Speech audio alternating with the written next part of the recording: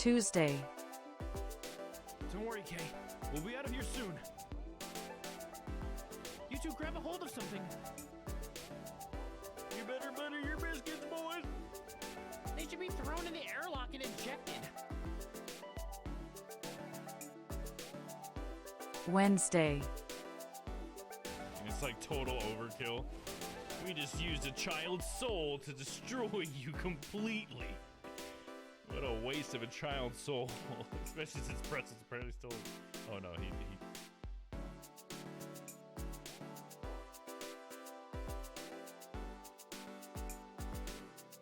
Thursday,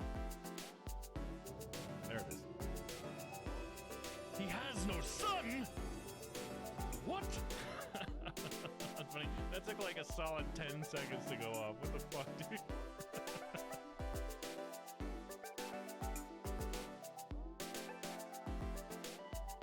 Friday,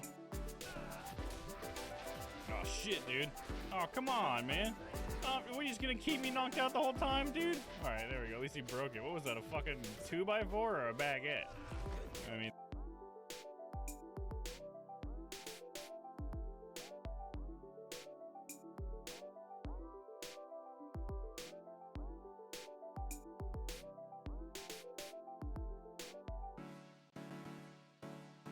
Monday,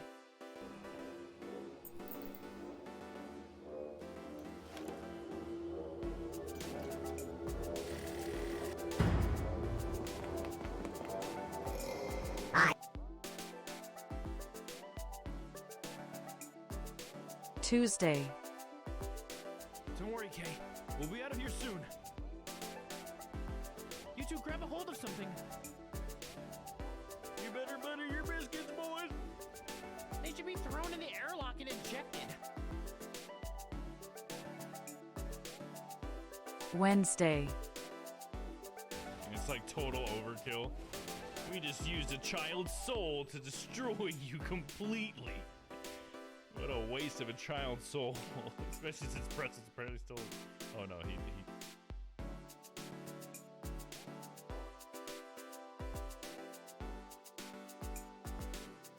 Thursday, There it is. He has no son? What? That's funny. That took like a solid 10 seconds to go off. What the fuck, dude?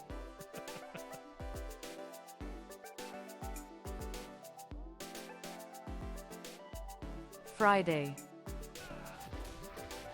Oh shit, dude. Oh, come on, man.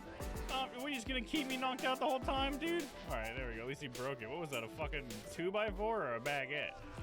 I mean...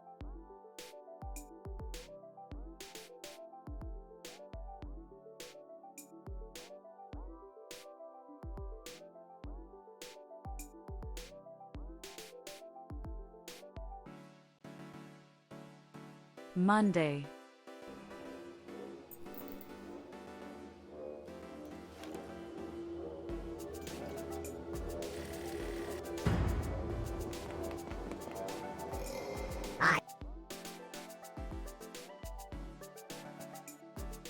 Tuesday, Don't worry, Kay.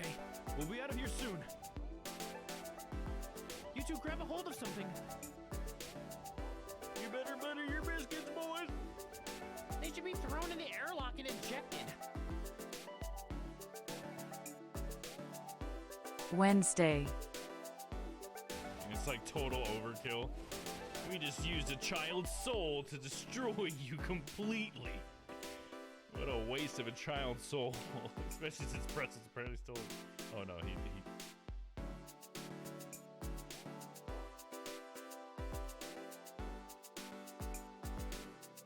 Thursday,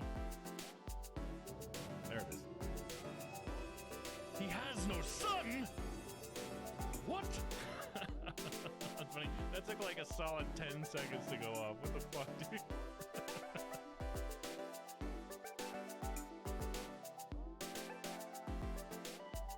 Friday, Oh shit, dude. Oh, come on, man. What, are you just gonna keep me knocked out the whole time, dude? Alright, there we go. At least he broke it. What was that, a fucking 2x4 or a baguette? I mean...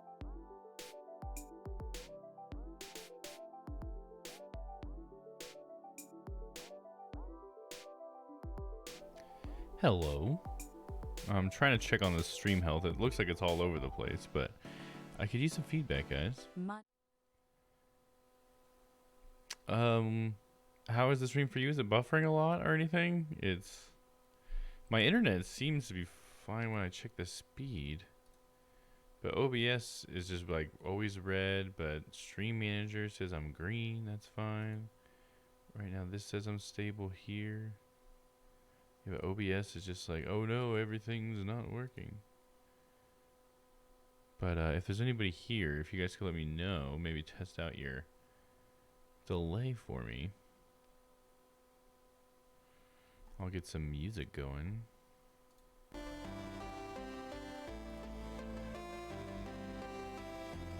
This is crazy how like much my internet's fluctuating all the time. I think that's the reason why OBS is having such a hard time. It's just like it's such a fluctuation.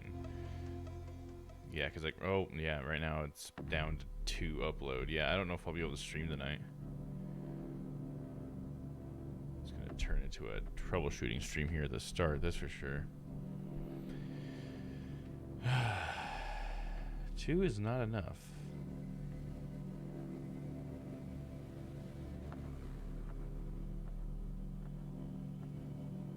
Where is all my upload speed going? Where's it at?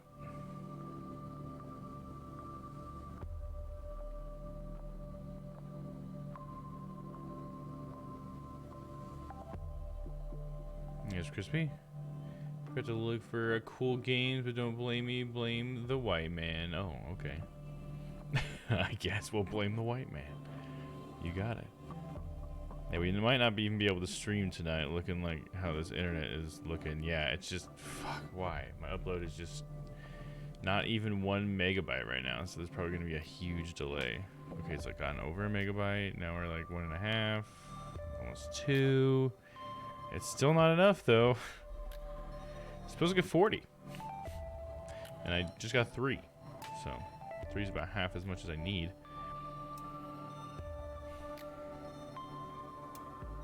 It's just such a discouraging thing. It sucks. They came out today, they fixed an issue, but they didn't fix my issue. And he just couldn't. He tried everything. We tried replacing every piece of hardware, and it just would never give us the internet that I'm supposed to have. So he said he was supposed to get his supervisor to call me and set up an appointment so he could come out and look at it.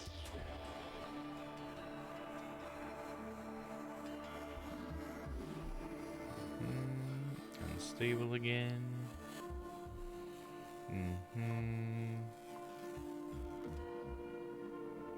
Looks like we got a few people here. Welcome in if you guys get to hear this. I assume it must be like an insane delay. I haven't had a reply from Crispy yet.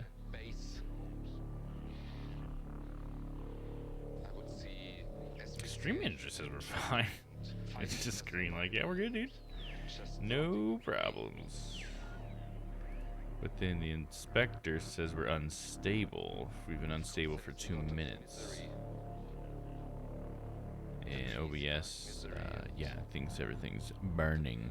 Misery. I don't think they sing, they just screech in pain. But it is the same misery that is all around us. Guess I'm debating on whether or not we should stream tonight. I don't know if it'll be worth it, to be honest. This is unacceptable on their end. Yeah. It's so weird because like the guy he like on speakerphone called, you know, the person on the other end and talked to them and asked them about the signal, and that guy's like, yeah, I'm seeing here that, you know, we're sending that full signal and that the modem that's there is accepting that signal. And it's just like, but just for some reason once him on his devices and on mine, like it was just not getting the speeds we're supposed to be getting. Like, nobody knows why, and it's just so weird. I don't know why I had this with my last connection, like with Spectrum, and I have it again here, and I don't understand. Because I wasn't even using any of my own equipment. We were just using their modem. But the strangest thing that happened, this is really strange from an IT perspective in my opinion, is he got a router out from Spectrum, because I do use my own router, but we weren't even using it as a part of the equation because it should just be getting that speed straight from the modem. But he got their router out and then checked on his phone connected to their router on my modem, and he got 700 down and like 30 some up, which is basically like an acceptable range for what I pay for. And I'm just like baffled by it, because it's like, why was that the only scenario which we got closest to what I pay for was using a router, but when I go straight from the modem, I can't get that speed. I never got that speed. It's so weird. So I don't know what is going to happen with it. I'm a little worried that it's just gonna end up being where my streams are just like always up in the air, which I don't want that, because I've always been about having like a set schedule. So I really hope that's not what happens, but we might just be at the mercy of this shit. I have no idea, but I don't even know if it'll ever stop, because it's all day, 24 hours now, been non-stop fluctuating. So I don't know what to do, you know? I don't have any other options.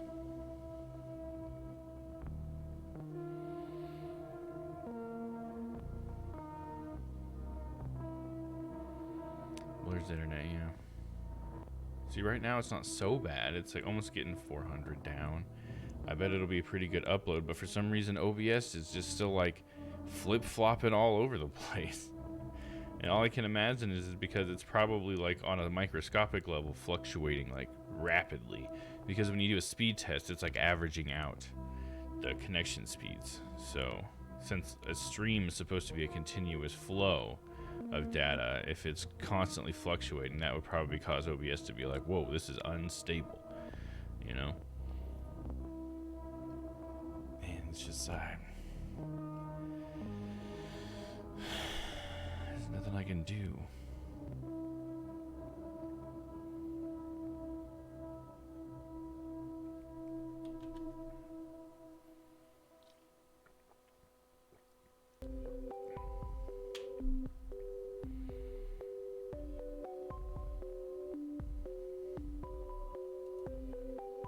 Must be like a multi-minute delay for you, Hunkersby. I was gonna see if it fixed the delay. Okay. Did it fix it? We got 5 people in here, so I guess I appreciate you guys being here. I wish this was working. That would be really, really cool. Really cool. Says we're stable on Inspector. Says we're stable in the Stream Manager, even though it keeps buffering for me and my Stream Manager. And OBS is red.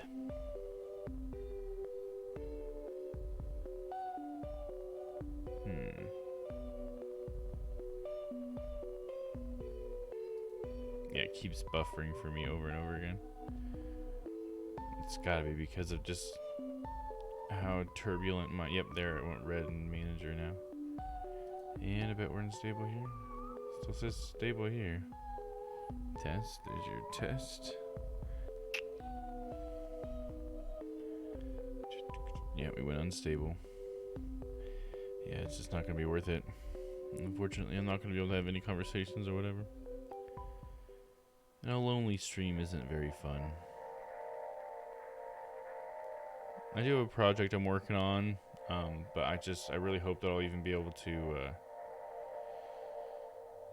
use it, because I want it's something for Sunday, but I have no idea if my internet will be good by then. This has been a multi-day thing now, so I don't know. And they haven't called me at all, so I'm gonna have to like call Spectrum again and be like, hey, so what happened with that? You know, what's up? What's the plan here?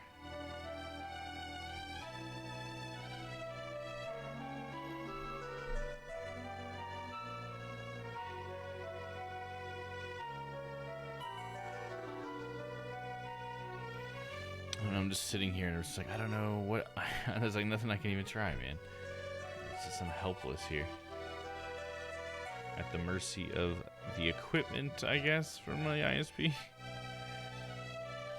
I don't know why it was fine for a week and then went to shit. I don't know. It had me thinking it was my equipment because it was like, okay, well, if the problem came with me, then maybe it's my equipment. But it's just like it worked fine with the Verizon stuff, same equipment. And so I don't understand how it could be my stuff. And plus, when we did disconnect all of my stuff and use their brand new freaking stuff, it still wasn't working. So I don't, you know.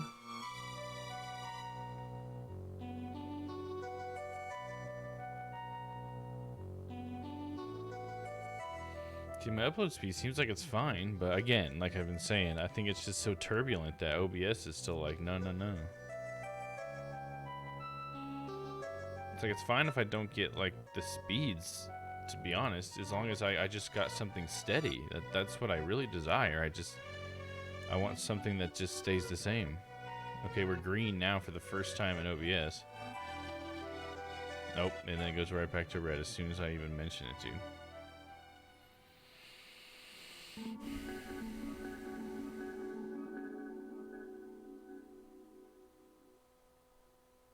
Back to green.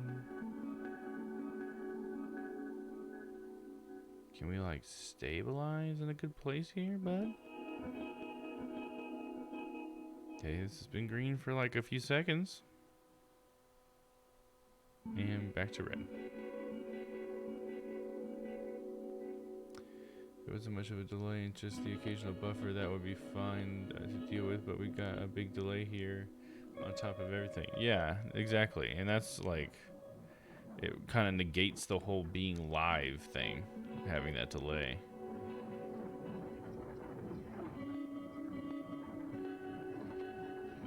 It just sucks, man. I just feel like everybody else I know doesn't really have this kind of problem. Not that they don't have problems occasionally or whatever, but usually it's just like when Twitch screws up. But this is like not Twitch's fault or anything. This is just straight up Spectrum sucks. And I just like the entire Kansas City area, all Spectrum is just garbage internet. That's all I can tell. You know, like I don't know what else to think, because this is all their stuff and it doesn't work. It does certainly not getting what I'm paying for. You know. Literally is better now, but not good. Yeah, I keep going like green and red, so it looks like it is stabilizing a little bit, like relative to what it was before, but still not where we want it. I guess I'm just waiting, hoping at some point it'll stabilize enough, but I guess I can never be certain. And the worst part about it is that it's just like this looming thing that I'm gonna have over me the entire stream. I can't just sit here, have a good time, play some stupid, you know, very poorly made horror games and laugh with you guys. I have to constantly be thinking about this shitty connection and whether or not you guys are even like hearing what I'm saying when I'm saying it, you know?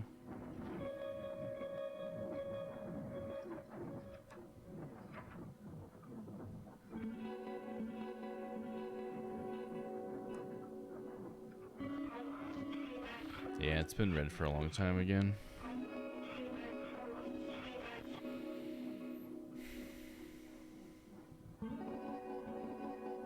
Let me look at Twitch Inspector. Let me do one more speed test.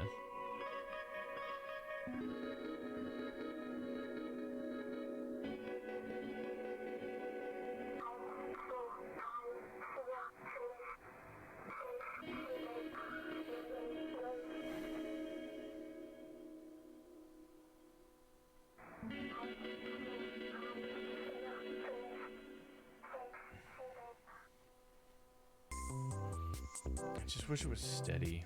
I don't care that I don't get what I pay for in speed if it was just stable. That's all I really desire. It's so all over the place. Every time I do these tests, it's so weird how all over the place it is.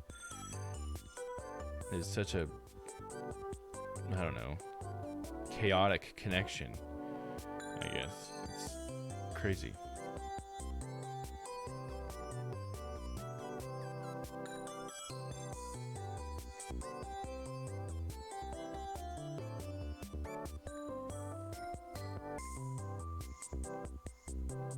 Trying a different server.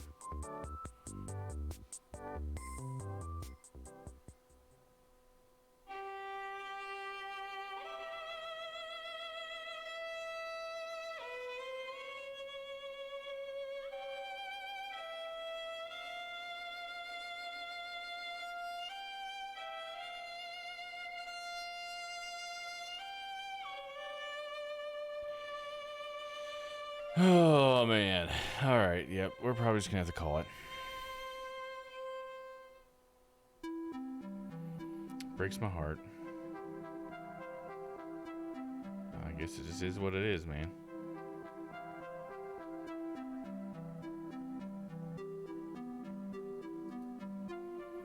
Twitch Inspector says it's bad. OBS says we're good for the moment. Now we're stable on Inspector as well. It's weird because Inspector like doesn't really show it being super bad. I mean, there's like a lot of little small up and downs, but that's like kind of normal, I think. It says my frame rate's been 60 the entire time. I don't have a single drop frame, but it's just delay. I think that's all it is. It's like everything is actually making it there fine. It's just getting delayed because of how chaotic the connection is. Because I'm not missing any frames or anything. So it's not an encoder issue, I guess, is sort of what it means. So it means all my hardware is fine. It's handling the stream fine. It's just the connection that's not handling it.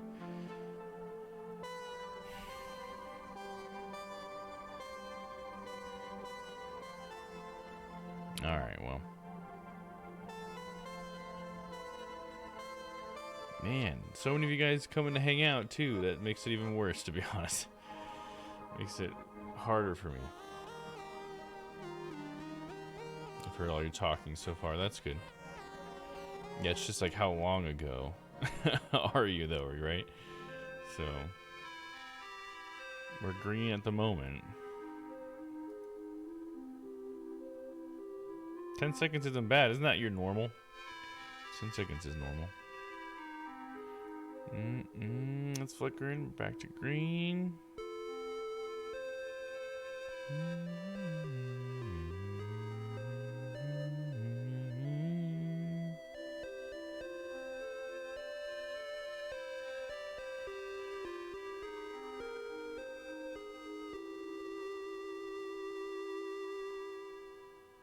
Oh, is it 7 usually? Okay, gotcha. But that's not too much worse, I guess, a couple of seconds or whatever. True, it's really sticking to the green so far. It's flickered into the red, but come back green so far. So, I don't know. Maybe we don't have to shut it down yet, I guess. But let's do something, I guess. Just fucking sitting here, me staring at this goddamn tiny box isn't fun. Fuck that. Oh, and then it goes red as soon as I insult the box. That's my bad. No, you're a very nice, you're a strong, handsome box. And you're awesome. And you should be green, because green's the coolest color. Yeah, I'm trying to survive up here, for fuck's sake.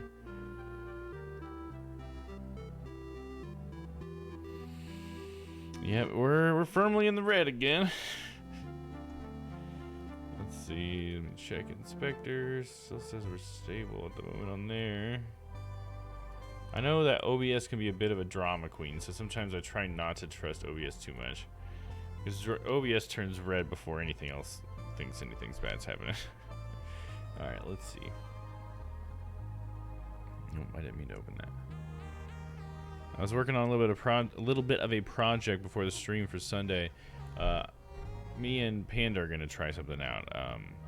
We're not sure how well it's gonna work, but we want to try doing maybe multi-streams where we have multiple people streaming. So like if it, for instance, was Panda and I, then Panda would be live on his channel and I would be live on my channel, right? But we understand that there's an obstacle of chat and interacting with both of us through two different chats, and that makes it hard for us and hard for you.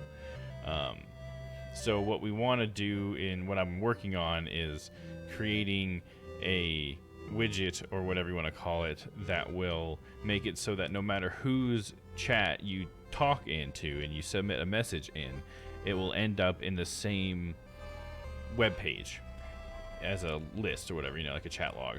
So that means we can put that on our screens, and we can put that on our monitors to monitor the conversation. And so that way, like, yeah, no matter where anybody posts anything, it ends up on the screen and on all of our streams, and on, so, you know, right here, so we can read it. So that's what I'm working on. I got the functionality to work. I just need to make it look pretty now. But yeah, I had a breakthrough right before the stream, so that was pretty cool. All right, we are unstable again on Inspector. Okay. But yeah, I hope my internet becomes stable enough by Sunday so I can at least try it out, because we wanted to give it a shot this Sunday. And if it works out well, I might be able to... It's a pretty simple thing to do, so I might be able to figure out something to make this available to anybody who wants it, sort of thing. But we'll see. There's a few more steps I gotta take before that would be an option. But it could just be like a tool people could easily use to anytime they squad stream. Just like, you know, throw a couple of names in this file or whatever of their channels, and then it'll just combine all the chats. Bing, bang, boom. There you go. Maybe a couple sliders for some font size or something. All right, yeah, we're firmly in the red. I was trying to stall for it, trying to do a little waffle, but it's just not helping, man. The waffle does not help the connection. Oh, and then it goes green. I don't know. Maybe real convenient with the chat thing. Yeah, thank you. Yeah, I think it would be too. Panda and I both think it's a pretty cool idea. I like the idea of people being able to just go to the streams that they want. You know, if you do just like hanging out in, you know, Papa's stream or Noah's stream, Panda's stream, and maybe you don't like to hang out with your old pal Dom, that's fine. But you can still hang out on Strange Planet Sundays, you know, because it's not just that we're being on Dom's stream. We're going to be on Papa's stream too, or maybe on Panda's stream, or whoever can be there. Hopefully we'll all stream. And then, you know, you can use the channel points you want if that's part of what you like about their channels and all that jazz, you know. And I'm working on a format for having everybody's streams on the screen, but like I guess what I'm working on, and Panda and I are gonna try this out, where I'll have my screen be like the big screen, and sort of like I did last Sunday, and then Panda's stream was the smaller screen, but I'll have that smaller screen just like cycling through on like a 5-minute interval through all the other streamers that I'm with. You know, if it's Papa and Noah and Panda, it'll be go like all through all three of the boys without me even touching it or whatever. I think that'd be cool. Yeah, no, yeah, I know, Crispy. Yeah, I get you. Or I mean, that makes sense to me, is what I mean by that. it's all good. I get it. It's green right now. So far, we're stable. So hopefully, it'll stabilize for you.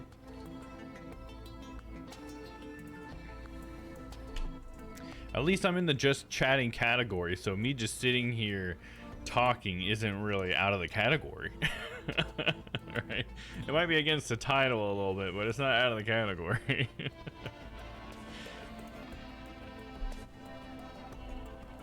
But yeah. Oh, the other thing I think is really cool about the idea of multiples of us streaming is that, you know, there's just a bigger chance that someone who's just browsing that category that we're in might have a chance to stumble upon the Strange Planet community as a whole. Because, you know, maybe they think that, you know, Papa has a better title and a better thumbnail, so they click on him, but they still get the opportunity to meet the rest of us, you know? So that'd be cool. Add buffering as a category. Yeah, I could definitely fit that category tonight.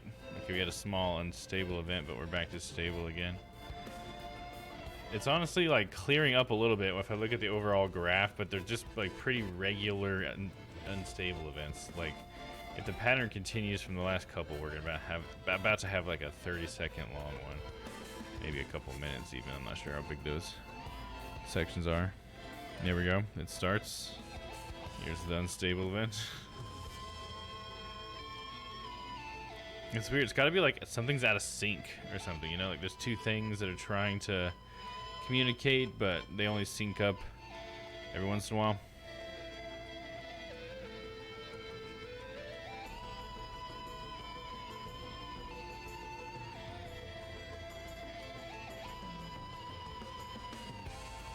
So OBS said we were good for a little bit. Okay, now we're stable here. It's weird. They like flip places. Like OBS is like, okay, now we're red, and then this inspector's like, okay, now we're stable. It's weird. Hope it's not just bots here with me. Well, I think it says we have 6 viewers, so bots don't count as viewers because they're just in the chat. They count as like chatters, but not as viewers. It's they differentiate it, and Twitch. So it's just basically someone who doesn't have the stream on the screen is not considered a viewer. So that means that there should be 6 real people in here. So shout out to you guys. I'm not sure who you are. I could investigate who you are, but I don't know. I like to give people privacy. You know, it's all good. Sometimes I like to check just for my own self, though. If there's anybody new, I'm a part of Strange Planet. We're a really cool group of streamers, and normally my internet is pretty cool, and we do a lot of fun stuff, and it's an awesome place to be. But unfortunately, this is crap because my internet is crap. So I'm sorry. Normally we'd be playing weird itch.io games. I guess we could just try a couple here. See if the delay is okay. I want to play these games really bad, to be honest, because I bought a Playdate, but they're so back ordered I'm not going to get mine until early next year. But these games look so cool to me. Check this out. $10 make me holla, baby. Okay, it's actually smaller now, so that's not cool. Let's look at the video. See, I bought one of those things. I will get one day. I'm in group 4, unfortunately. I bought it the day it came out, and I'm in group fucking 4. Like, hours after launch. Group 4. Over into the physical world. Catch cookie spirits using your Playdate console. I want to figure out if I can stream Playdate, to be honest.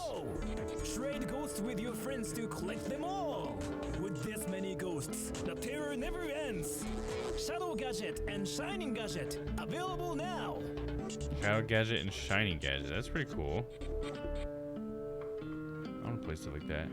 Playdate's like this little handheld thing that has a crank on the side, and it has this interesting sort of platform with it where it will like get, when you subscribe like to a season of it, it'll just automatically download 2 games a week, to like new games a week to your device. So like in the morning you'll just be able to play some new games that day. Like I think it's like, yeah, a week, so it's like one time a week you'll get 2 games that day.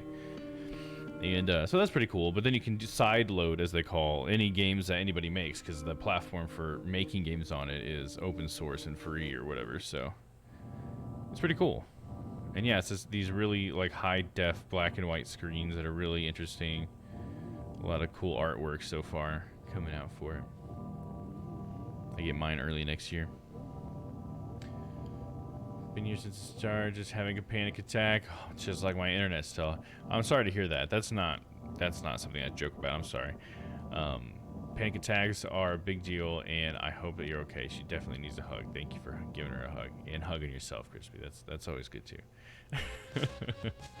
Give yourself a great big hug.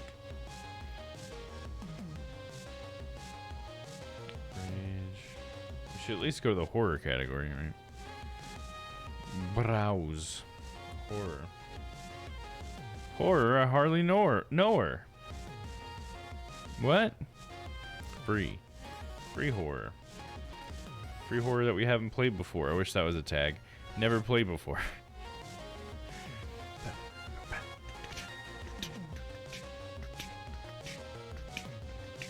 The Bunny Graveyard demo. That sounds fun. Mr. Hobbs Playhouse 3. Slender Gus. Like Among Us, but Slender Gus. Get it? Get it? Oh, back rooms. Oh, it's 69% off. So it costs money? How much does it cost? 69% off. Or is it just like we're joking around and it's free, but it's 69% off, bro? 69, Katie. I think that might be it. Fucking love this community. This community fucking loves you, Stella. I don't know where we'd be without you. Hope you had a good day. You know, I understand you're having a panic attack, so hopefully that doesn't mean that you had a bad day. Hopefully it's just, you know, something that is gonna pass right over and it's gonna be okay. So this looks like fun, but it hardly looks spooky. Sky and her handy pals are looking for a new pal to help them out on her lovely little garden. Think you're up for the job? Explore the garden and meet new friends.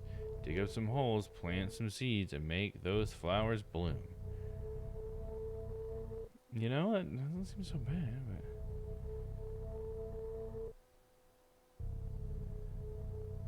Okay, it's just a demo.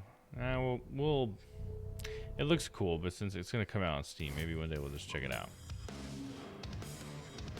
Trauma Dump just going through something, and I'm thankful I have this community included in my support system. Hell yeah, you got it.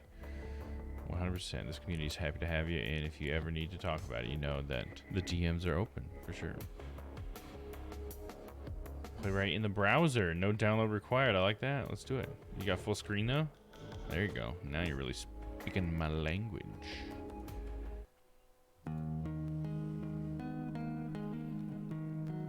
You're not signed in. Do I want to sign in? Game Jolt account? I think I'm alright without a Game Jolt account, if I'm honest. Let's just wake up. Wake me up before you go. You got me hanging on like a yo-yo. Dream, sleep, nightmare, back rooms. Clear to learn about this game mode in a short animation. If you still have a problem playing, ask a question on Backrooms community page available at itch page or okay, let's look at it. Classic mode. This is a tutorial for classic mode. In this game mode, you will get alerted by enemy sounds, so headphones are required. You are stuck in the back rooms. You can only walk and see around. Your objective is to escape. Follow a continuous sound. That's the exit. The sound fades away and plays again based on difficulty. The eye turns colorful. Oh. There are also some friends in the back rooms. It's Spectrum. It's with an N or M, sorry. Crispy, but yeah, absolutely. Please do. You must see them when you heard them, but also don't look for too long. You have now acknowledged everything you need to know to play Backrooms in the classic mode. Alright, let's go with classic mode. Let's go with easy. If you're not careful and you clip out of reality in the wrong areas, you'll end up in the back rooms, where it's nothing but the stink of old moist carpet, the madness of mono yellow, the endless background noise of fluorescent lights at maximum hum buzz, and approximately 600 million square miles of randomly segmented empty rooms to be trapped in. God save you if you hear something wandering around nearby, because it sure as hell has heard you. Oh, hell yeah. Objective, escape. Walk with ADWS, or WAS as it's normally put, or arrow keys, and look with mouse here carefully, and I didn't get to read the rest of it because I made the comment about WAS. Uh-oh. For your bad internets, absolutely. I want to sue him for my bad internets, dude. At least this time, they do seem to care a little bit more when he was like, I'm going to escalate this to my supervisor. It's like, okay, I appreciate that. Because he did everything he knew to do. And I understand that he's just trying to do his job. He's not trying to screw me over or anything.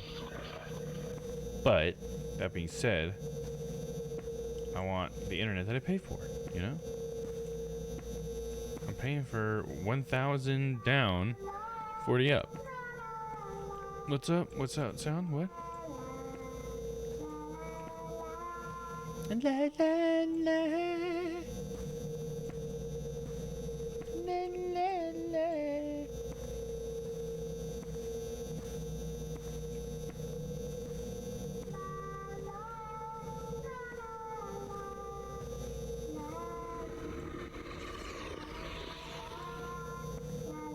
This is the right way. I think you're supposed to follow the sound. It sounds like it's coming from this way. La la la. La la la.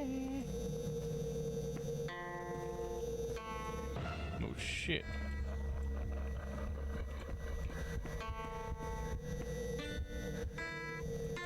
Stuck in a dead end. What was that? It just all of a sudden made me run. Like I was afeared or something. Well, don't worry, I ain't afeared. La la.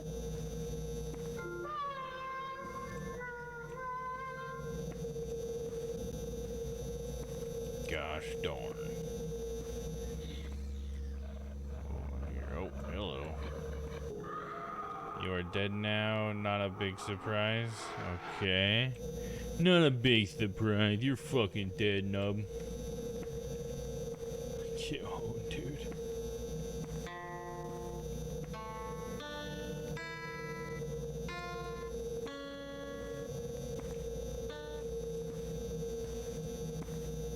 I don't know what sound I'm supposed to follow.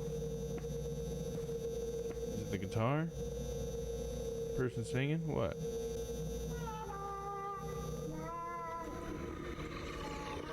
it the growling?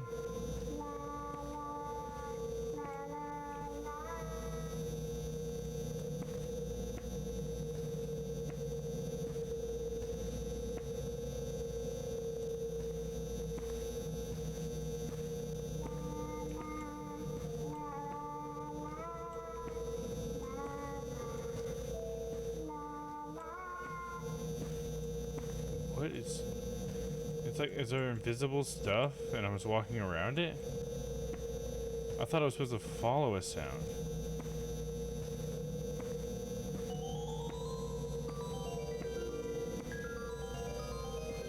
Is that the music I want to follow? Let's put that up.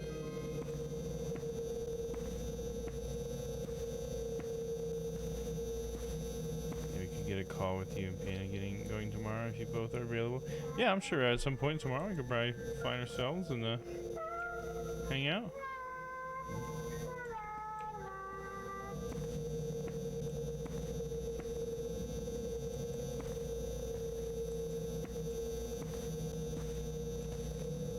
Oh.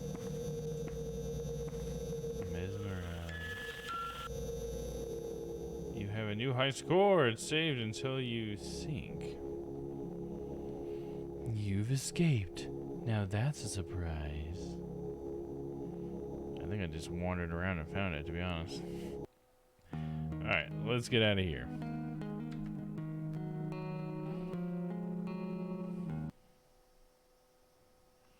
There is a man in the attic.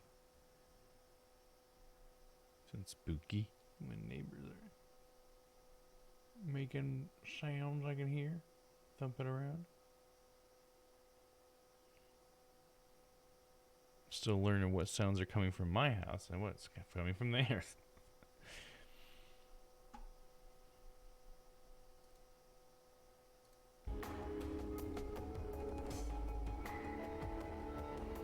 Five Nights at Steve's. Should we try that? At Steve's? Lily's Well.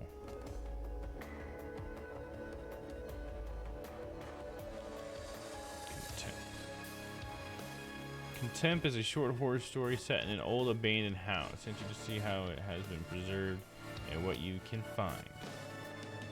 I don't know, that sounds kind of boring, to be honest. It's like some people just like making, I guess, spooky environments sometimes. And so then they just try to like make a small game out of the environment that they created. I can't blame them, you know. It's cool to be able to do something like that with something that you made. Still water. It's kind of cool. The Portaboy Plus.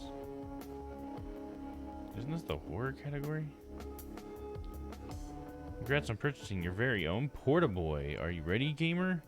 You're about to enter a fun world filled with challenging... I'll take a look at it. Filled with freedom. It was a long drive. You finally arrived. This is your grandparents' house. They lived here for 43 years, and now the house is all yours.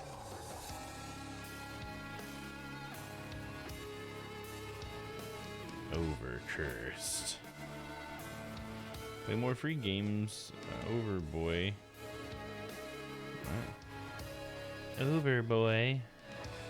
I'll see you, Overboy. We played Security Booth last year. Everybody must die. How to make a cup of tea. First add milk. Doki Doki Literature Club. That's what Noah's been playing. Hopefully we'll get to see some more of that soon. Boom, boom, boom. Let's check this out. This is in the horror section for some reason, right? Alright, let's take a look at what we got. There is a man in the attic. A short, experimentary horror game I made in my free time, modeled and textured in Blender, rendered in Unreal Engine 4. Takes about 10 minutes to complete. No, pressing tab will lock player movement. Press left click to regain it.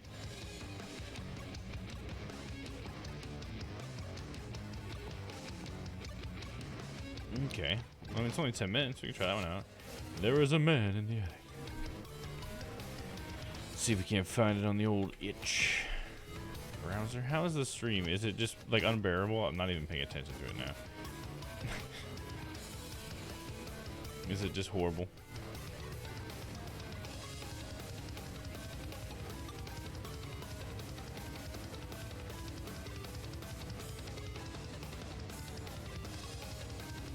Yeah, it's just red. There's just so much red. It's like small little windows of it being okay amongst like giant blocks of red is what I see. Oh my gosh. How annoying. Probably should just stop, right? I assume we should just stop. Oh yeah, there we go. Stella's still in the back rooms part. Yep. That delay is pretty long. Bring on the gems, Itch. Yeah, I hope so. I think the delay is too long. I think we're just gonna have to call the stream. It's not recovering. And I don't know what to do about it. I can just call Spectrum and double check to say like, hey, you guys are like sending somebody else out. Like, we're not just saying this is done, right? You know? I'm supposed to get a call at some point.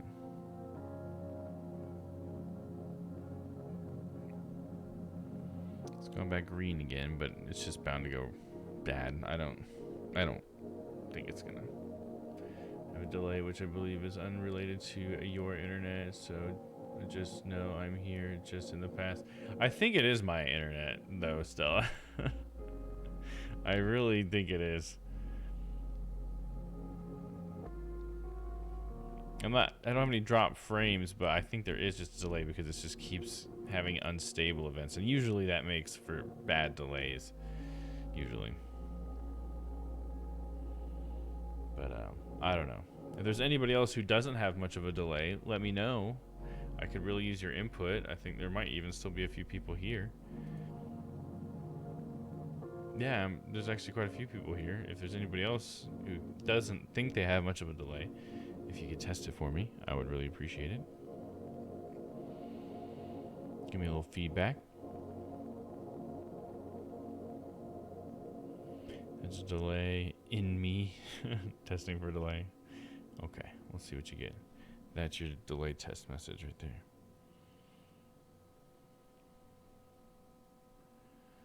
We're having so many people coming by tonight. Still 10 seconds. That's not bad. Still 10 seconds? Wow. Did you like refresh or anything to get that back to 10 seconds? I'm just surprised it hasn't gotten longer because we've had so many unstable events. Maybe we can keep this stream up. Maybe it was just on Stella's end then. Okay, well, that's making me more into a believer of that. Wow. I was not expecting that. Well, let's try this man in the attic then. We'll keep going. We won't let this get us down. You can't let it get you down. I refreshed many times when I felt like there was a big delay. Oh, okay. So some people probably do have a delay. But I guess if they're not chatting, people probably don't really care as much, right? If you're not chatting, the delay is unnoticeable because you're just, you know, watching in the past, and that's all good. Yeah, it was 3 minutes, damn. And you think that's on your end partially still? Because Crispy's only being 10 seconds isn't too bad. But I mean, she is like doing her best to refresh though. Hopefully we get this worked out. That's all I can say. There's no sense getting all upset about it. I just need to make sure I remain calm about it. Sometimes I get too worked up about that kind of stuff. God damn it. Don't get worked up, Tom. It's gonna be okay, little buddy. Is it download now? No thanks. Take me to the download. Download it. Downloading.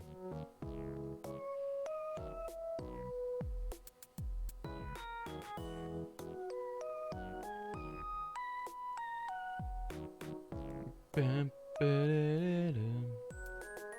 Boo-dum-dum. Bum, bum. Dum, dum, dum.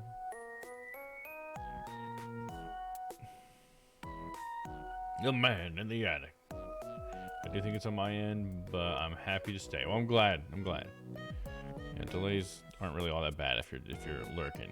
I guess it just sucks for me because I want to chat with you guys. But hey, if you guys are there having a good time and I know that, then that's okay. Hey, look, we got an impromptu VR stream. We could probably actually do that if we ever wanted to. I would like to set it up to where I could. Although I do need to get a new camera that can track me, because that's what I want to get for VR. Future VR streams is one of the ones that can actually like turn and follow me as I walk around the room. Then you see me get spooked. Delay Chan is being very naughty today for Stella. Very naughty. Delay Chan, you silly goose. Oh, exiting VR, exiting me out of the game? It didn't say it was a VR game. Come on, dude. Don't do this to me. Why you leave the VR code in there? You shouldn't have started a VR project, my man. Sorry. Why? Why is this? Why? Stop. We're not playing VR right now. What? What are you doing? Get out of here. Alright. What? The reason why I'm saying like get that out of your project is because I know that I've played around with Unity and Unreal, and when you start a VR project, it like puts code in files into your project that will make it automatically try to hook into SteamVR like that. And so I could tell that they started out thinking, oh, I'll make this a VR game, and then they ended up thinking, oh no, VR is too hard, and then they didn't want to like clean up the VR from their project. At least that's what I assume is happening. I could be wrong, but that's the way I see that happening. And so it's just like, come on, dude, just delete the VR file. Comment out, man. Honestly, the graphics aren't bad. Just, going a couple of things real quick, but I'm still here. Sounds good. Thank you, Crispy. Thank you for letting me know. I'm gonna get real scared and lonely here. I don't need to use the bathroom right now, but what about me? What if I need to use the bathroom?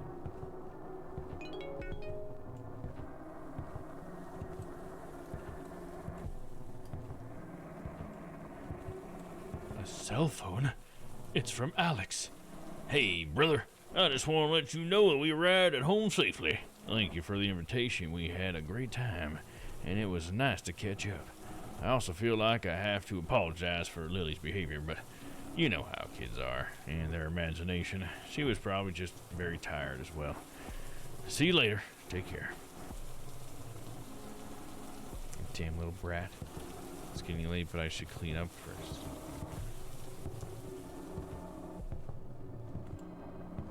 Clean table. Let's do it. Today my brother came to visit. He brought his family along. His wife and their 7-year-old daughter. Her name is Lily. Technically, she's my niece. It's been a while since I last seen them, so we spent about half an hour catching up with each other, just talking. After a while, I noticed that Lily was really uninterested. I don't blame her, after all. Adults talking about everyday stuff is probably the most boring thing for a child. I'm a pretty good uncle, so I offered to let her watch TV in the upstairs room.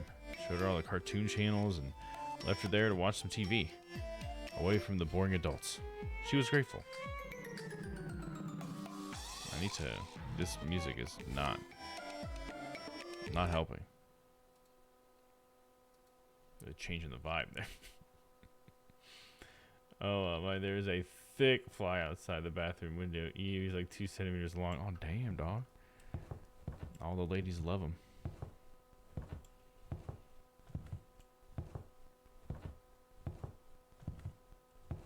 Boiler room, I don't need to go in there.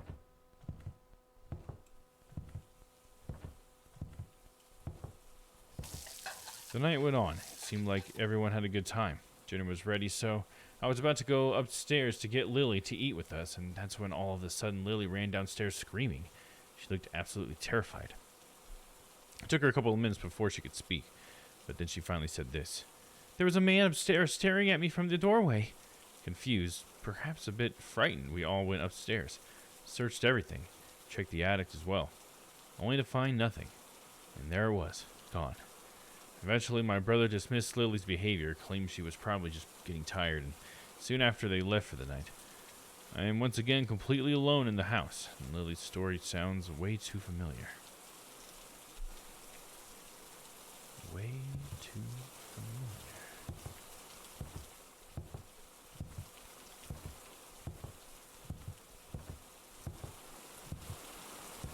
Hello, help me. Time to get some sleep. There was a man in my attic, help me.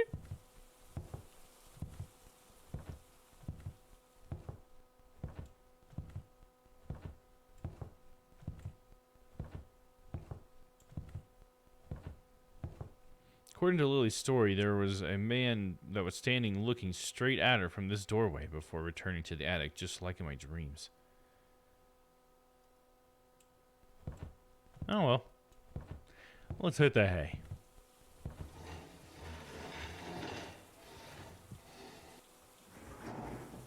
These noises, they're coming from the attic.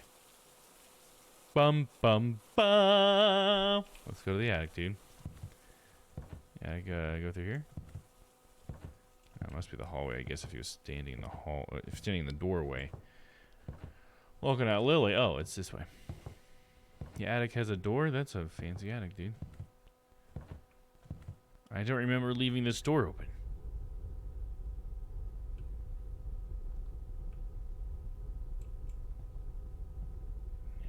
Ghosty? Hello?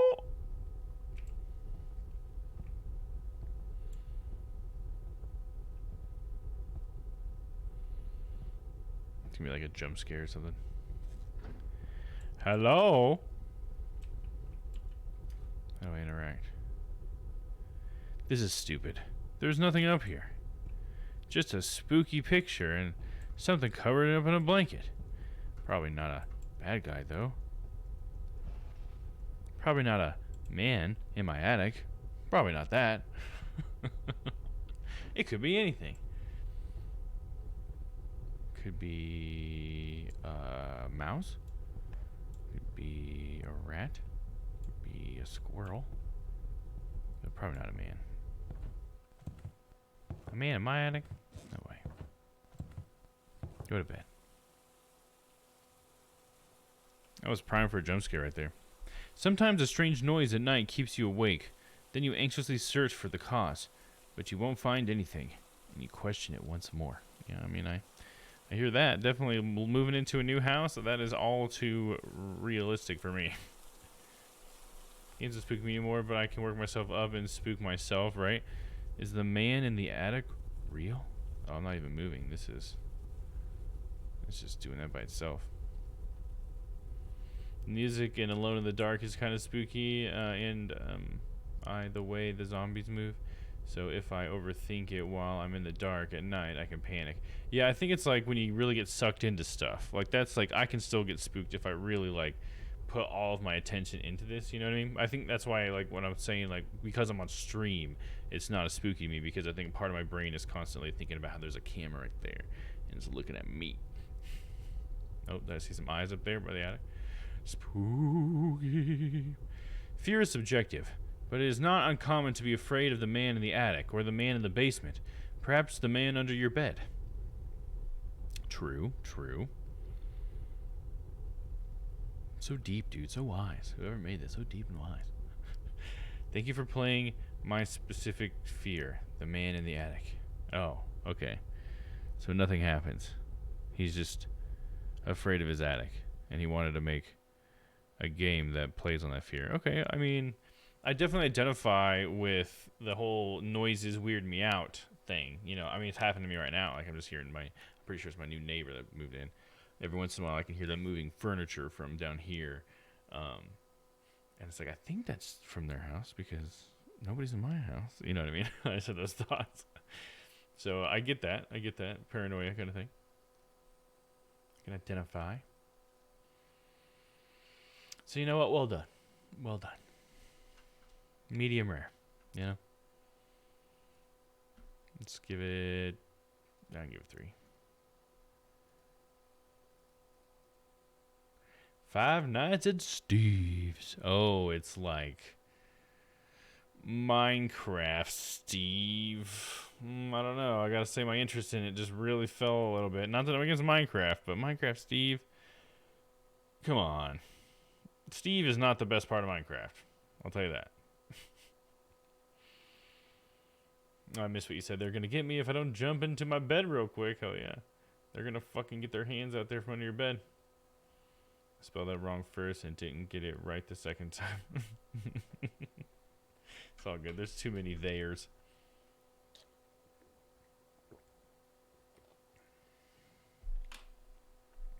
Yeah, I might skip over this one. So what else we got? Lily's Well. Lily's Well is a point-and-click horror game.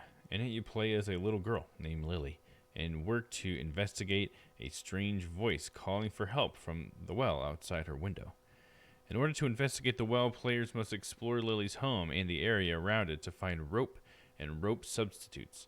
The longer the rope, the more Lily has to climb, and it's up to the player when it comes to picking out materials. Of course, using the wrong materials can have dire consequences for Lily. There are 10 different normal endings and 3 secret endings for players to find. The game itself is free, but a bonus behind-the-scenes pack can be purchased for $10. For $10. Lily's Well? Let's try it. I'm down. Down for Lily's Well. Lily's Well. Oh, come on. It was there for a second. It's so weird when I finish typing the whole thing and just the actual game I'm looking for goes away. Lily's.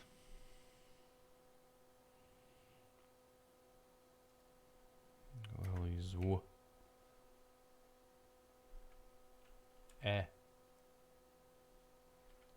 L. There you go, Lily's Well. What a weird search, dude. That's so bizarre. Install.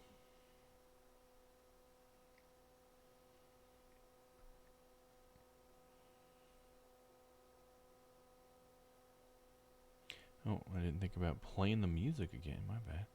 Oh well, we're launching this now. The game.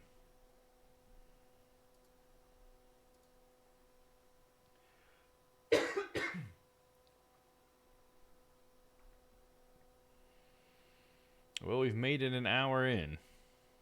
It's been a bit of a bumpy ride, but it looks like the last at least 10-20 minutes has been more good than bad. That's a record for this stream.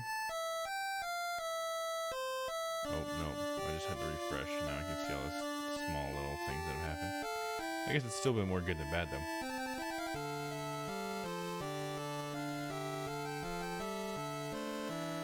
I convinced Maverick to watch Philadelphia, so I hope he was able to get around to that tonight. Yeah, there you go. Nice.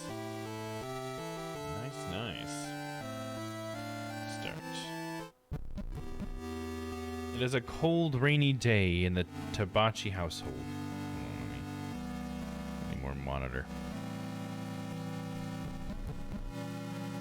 You are Lily. Lily is a young, innocent girl, 9 years of age. You live in a modest home with your papa. On this cold and rainy day, you are knitting on the couch while papa packs his things. This is loud. Yeah, it is loud. It's very loud for me.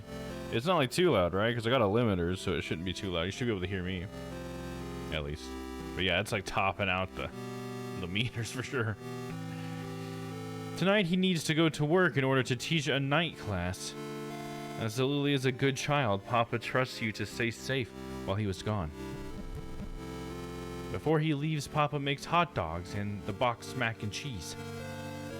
He helps you pour the cheese sauce on your hot dog in order to make it taste better. You enjoy your meal together, ignorant of future events. Papa puts you to bed with the sounds of rain lulling you to sleep.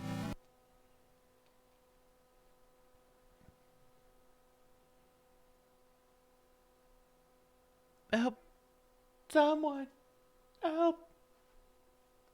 You awaken to the sound of a voice. Lily! The voice seems to come from outside.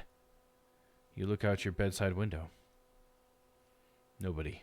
There's nobody among the rain and darkness. The volume did reduce when you started the game. Main screen was blaring. Yeah, it's just I have a limiter on OBS. I guess that's why. It's like hopefully it should never get too loud because everything on that comes through my capture card gets stopped at like 35 decibels or negative 35 decibels. So hopefully it's never too loud. Might be annoying though. But yeah, let me know if it's ever too loud because then I can lower the limit, because if the limit's too high, then we just gotta lower it. Was it a dream? You open your window a crack to listen closer. Please, it hurts. Help! The well. Someone is in the well. The rope normally hanging from it has vanished. You are a good girl, so you get out of the bed to go help. Read the instructions. Use the arrow keys to move Lily around. Lily can also move by clicking a desired location. Objects can be interacted with by pressing Z or space key in front of it. This can also be done by clicking or tapping on the object. This game auto-saves to keep track of your progress. It can be safely exited at most times. Certain objects and structures require the usage of other items in order to progress. To use an item, open up the menu screen with the Escape or X key. On the menu screen, select the Stuff option to access collected items. By selecting an item and using it on Lily, she will use it. Lily must be right in front of the item's target in order to use it. Some items have multiple places they can be used, so don't be afraid to get creative. There are 4 different types of items: stuff, ropes, keys, and files. Stuff makes up normal items that can be used to interact with objects outside of the menu. These often have more than one use, so it's recommended to play around with them if stuck. Ropes are the main goal to work toward. These items are what Lily needs to climb down the well. The more obtained, the further down she can get. It is important to note that not all ropes are good materials. Once a rope is collected, it cannot be put back until Lily climbs down the well. Subscribe with Prime Gaming. Thank you, Yuna. Welcome in, welcome in. We're having some internet trouble, so you might have a bit of a delay tonight. I apologize for that, but we're trying to trudge through my poor internet connection. But I hope you're having a good night, Yuna. It's so good to see you, and I really appreciate you spending your Prime sub on me. Thank you. That means a lot. You only get one of those, and use it on me. What's this game? This game is called Lily's Well. It's a itch.io game, so we're playing just random itch.io games tonight. And this one is about a little girl named Lily, and her father had to go to work for like I think a couple of days or something, and so we're home alone. And during the night, we heard someone calling for help, calling for us from the well, but the well is missing a rope. So we need to find a rope substitute so we can help the person in the well, because Lily is a very kind little girl and she wants to help. So that's what we got to do. I'm just reading the tutorial now. Before I forget, I just wanted to say some good news. New South Wales, where I want to move, can't refuse a pet anymore in rentals unless they go through court. Or so I was told by a real estate. Oh, nice. That's cool. That is awesome. That means you can have your pets. But yeah, hopefully you're along for the ride, you know. Let's check it out. Once a rope is collected, it cannot be put back until Lily climbs down the well. Keys are keys. They open up certain doors and can be used infinitely in any playthrough. Finally, files are notes, letters, books. They're really anything that can be read, just like these instructions. Even if not directly taken, any file read during the playthrough can be reread from the file section for ease of access. Okay, the well. After collecting at least one piece of rope material, Lily can climb down into the well. The material quality and length affect the overall result of the descent. Bad materials will cause the rope to break. Note, once Lily goes down the well, there is no going back. Okay, I think we got it. Instructions can be viewed at any time from the Files tab in the Stuff menu. Okie dokie. Before I forever, yep. Before I unalive myself, is what that sounds like. Your knitting basket gives you comfort despite the stormy weather. Look. You only have one large ball of yarn left. Let me know if it's too loud. Because it does have like a drone and stuff in the background. If that's too much, I can knock it down. Check status. You currently have no pieces of rope material. Oh, this is a knitting stuff, so I don't think I want yarn for the rope material. That seems like it would be weak, right? Lamp. Look. This is what's keeping your room bright right now. I get different outfits.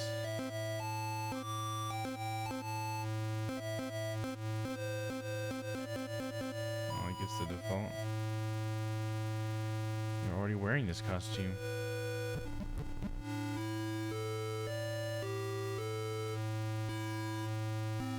This is Sniffle Bear, or Sniffles for short.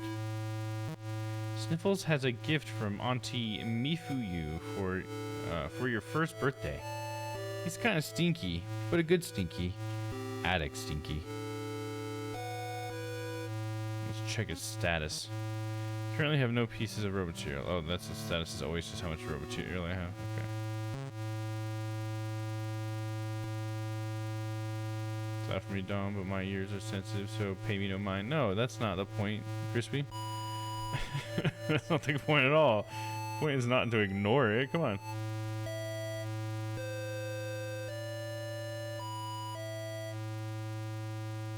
Hopefully turning it down will be enough. Let's do it like 40. Hopefully that's low enough. I don't think they have any audio options. Do they config? Oh, here we go. Background music volume. Oh, there we go. I don't need to change this. It's nice to have it that loud for like dialogue, you know what I mean? Set that back to 35. And that should be a lot better. It's definitely better on my ears. Filters on. What's off? I don't know what the difference is there. We'll leave them on, I guess.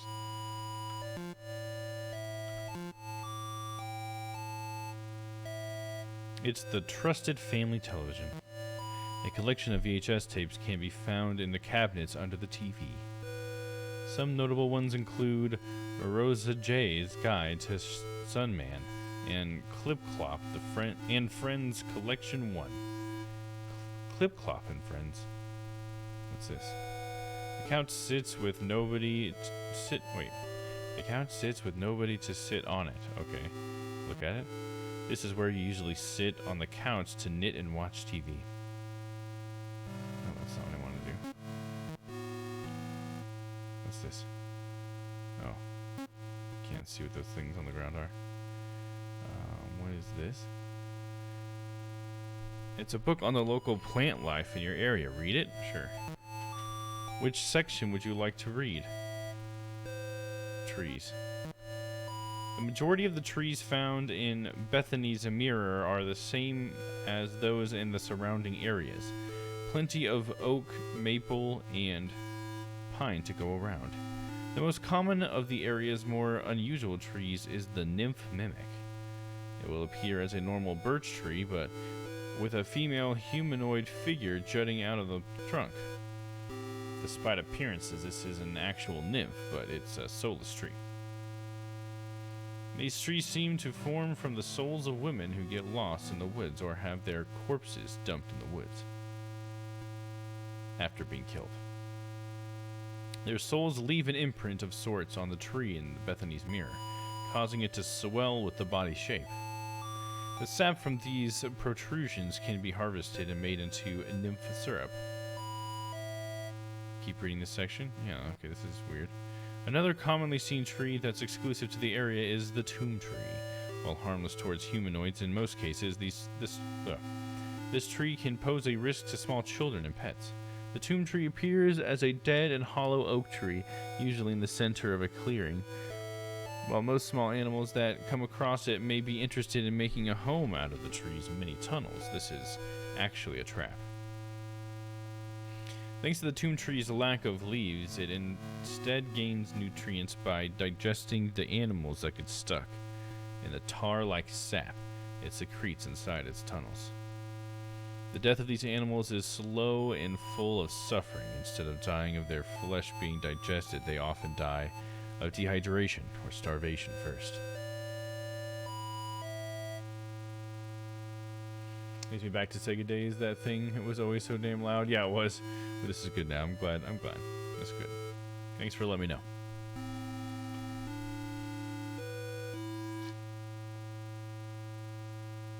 If someone or something you know gets stuck in this tree's sap, common store-bought dish soap is enough to disconnect skin from the sap. And emulsifier sounds like. Vines. The vine plants of Bethany's Mirror can be some of the most dangerous and the most useful for foragers. When looking for forage materials, the most dangerous vine to stay away from is the overcast vamp vine. This vine can be identified by its bright purple suction cup-like leaves that only open on rainy or overcast nights. Touching these leaves will cause the vine to grab its new prey and attach as many suction cups as possible to the victim's skin. It will then use these suction cups to rip the victim's skin open and suck out all of their blood until they're bone dry. Keep reading. Another vine that can be dangerous is the womb ripper. Despite its name, it doesn't actually rip out wombs. Its danger still can be underestimated. Its danger still cannot be underestimated. The womb ripper is only dangerous for those who eat the bright red berries off of its vines. Touching or squashing the berries appears to be harmless. After being consumed, the berries will latch onto the inner linings of its new host's stomach and intestines. Like a tapeworm, the seeds inside the berries will steal nutrients from the host before eventually sprouting. Sensing the sun outside of the body, the new plants will violently burst out of the host's organs, likely leaving the host to bleed out and the new vines to grow on the nearest tree or other large object. The body will be used by the womb ripper as extra food throughout its life. Luckily, the womb ripper vine becomes very brittle shortly after separating from its root. This makes it easy to incinerate. I keep reading, yeah. One vine that is both dangerous and useful for foragers is known as Orderly's Punishment, often found in shady areas along tall trees. Orderly's Punishment can be easily identified by the blue thorns growing along it. Take extra care to not get pricked by these thorns, as they can inject an intense hallucinogen that will last around 12 hours on average. They will additionally cause an intense itchy sensation on the victim's inner organs. By removing these thorns, though, this vine can be used as a very helpful building material. It is capable of holding an average of 460 pounds of weight, even after being dried out. Wow, there's a lot on this section. That seems like a useful thing for rope, if we can find that kind. Blue, thorns and everything. I hate Sega's opening with the Sega! Is there anything when it just shouts it or whatever? Or the Sega! That one wasn't so bad. There's the Sega! That was the bad one. Keep reading, yes. For those suffering from joint pains, you may want to look for the flower of Icarus. This yellow flowering vine grows swiftly in the rain and thrives in deep wooded areas. By licking the pollen off the flowers once a day, humanoid joints will begin to repair themselves. It is, however, very important to not take the vine itself or pick the flowers. After being removed from where it is originally planted, its roots and plants will quickly start growing microfractures, causing it to be easily destroyed after little amounts of pressure. At the end of that section, root vegetables. Going around Bethany's Mirror, there are plenty of root vegetables that can be found only here.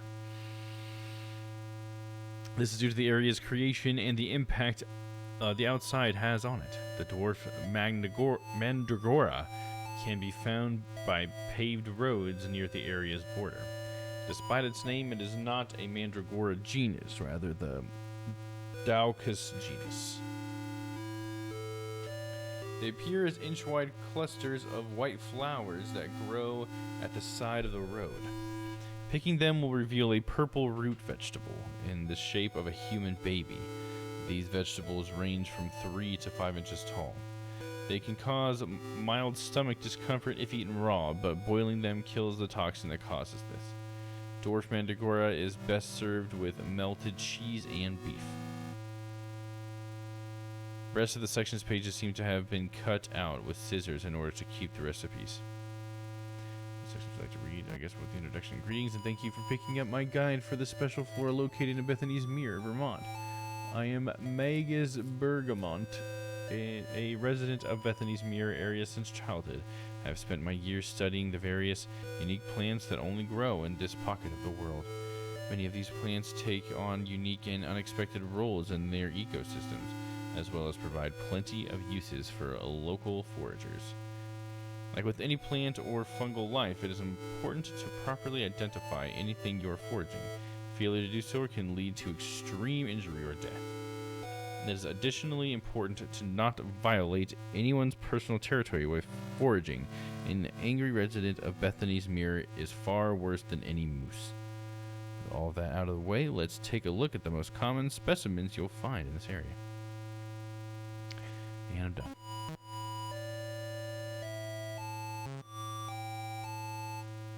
The shower is still wet from your earlier bath. Take a look.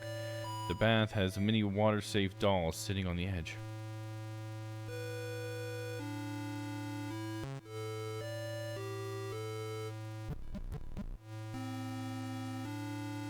There's a safe with a keypad on it. Seems to have space for 6 numbers. Try to open the safe. I don't have 6 numbers. There's a drawer that has some of Papa's clothes. Look. The drawer is mostly filled with socks and belts. They are all folded to perfection. Take. The belts might be a good rope substitute if tied together. Take Papa's belts as rope? Yes. You took Papa's belts. The drawer has some of Papa's clothes. The drawer's filled with tidy whities. Nice. Love it.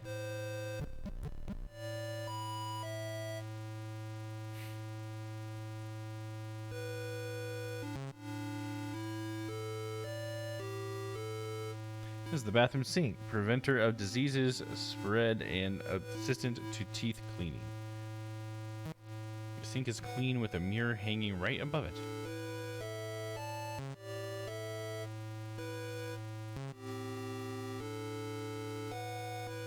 These are doors to the pantry. The padlock keeps the door shut. This is the place only Papa is allowed to go in. The fridge towers above you. Your drawings cover the fridge. There isn't much in the fridge. The grocery delivery hasn't yet come this week. This is the keyboard. It's where Papa hangs the keys. Next to the board is a note from one of Papa's friends. Can't really read it from down here.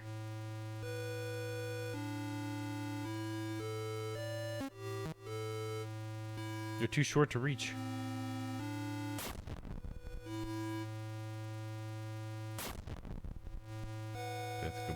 Go away and come back. Yep.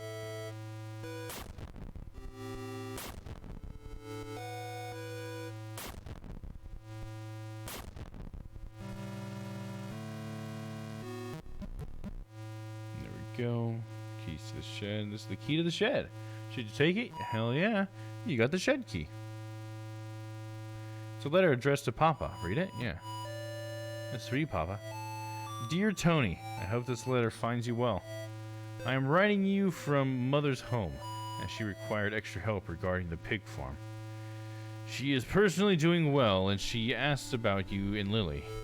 Mother is especially curious about your progress on your research project. When Mother heard that you were pursuing her specialty, she was delighted to see how you would do. Please write to her and possibly send samples. I only expect to stay on the farm for the next year or so before returning to Maine. With your permission, I'd like to visit your home on the way. Thank you for your time, Vic. Okay.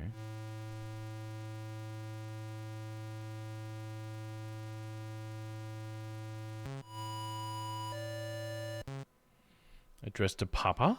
Papa? But, Papa? Where are you, Papa?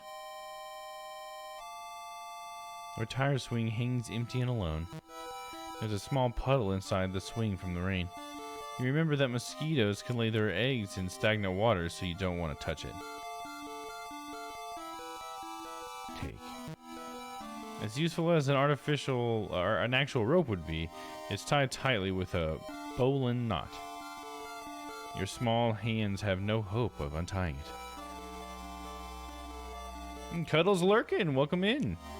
Lurk, but I love your face. I love your face. I love your face. Okay, thank you for being here. I appreciate you. Hopefully enjoy the weird games we're playing. This one's Lily's Well. Enjoy your lurk. There's a bit of a delay, I will say. Beware of that.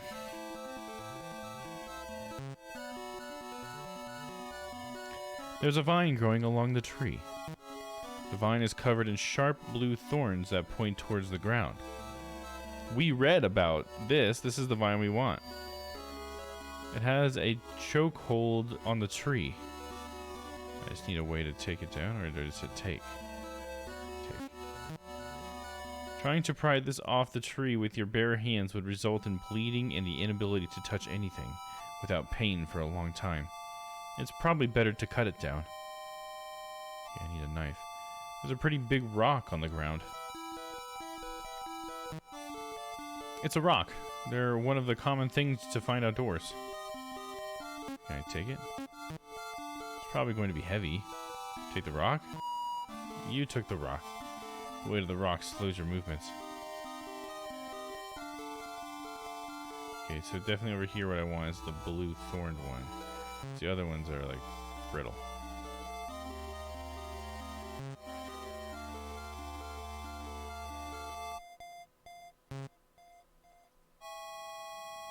Pretty big rock on the ground. I'm gonna leave that one. This trash can is ready for pickup.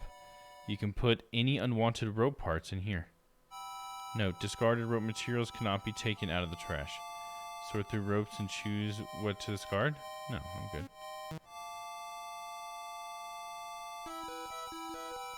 Check the mailbox? Yes.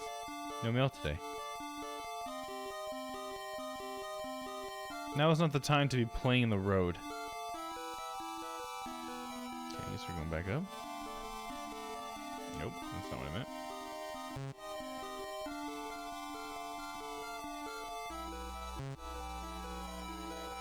Let's go to the right.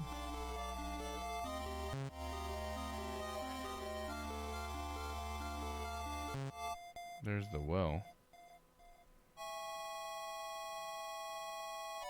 So we got a bridge here.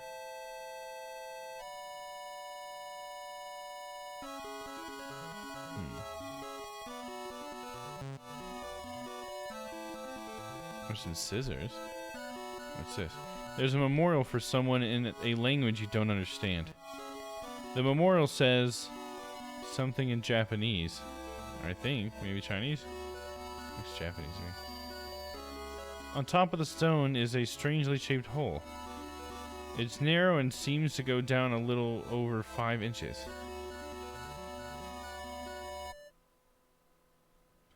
Sprouts are peeking out of the soil. Thanks to the rain, these should be growing into beautiful flowers one day.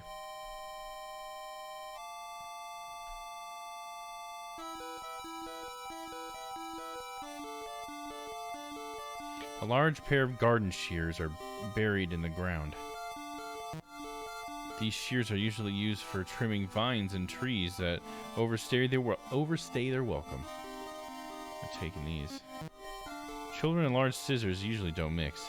Take the shears? Yes. We took the shears. There's a spare extension cord on the floor. We could take that. Even in the storage shed, having a wire out like this is a clear OSHA violation. Hell yeah. Mention of OSHA. Take. The cord is thick and new looking. Take the extension cord as rope? Yeah. You took the extension cord. This is a bag of mulch. Used for gardening. A pair of bolt cutters are hanging on the wall. You don't remember seeing Papa use these much. Should take it just cause. This is a pretty heavy tool. Take the bolt cutters? You took the bolt cutters. An old and broken weed whacker is left to rust in the corner. This broke a while ago after Papa dropped this in the river.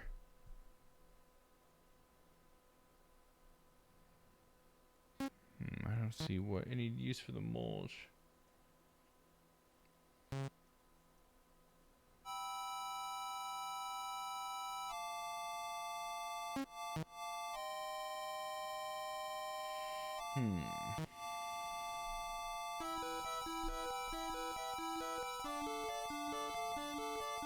Okay, I just need the shears from here, I guess.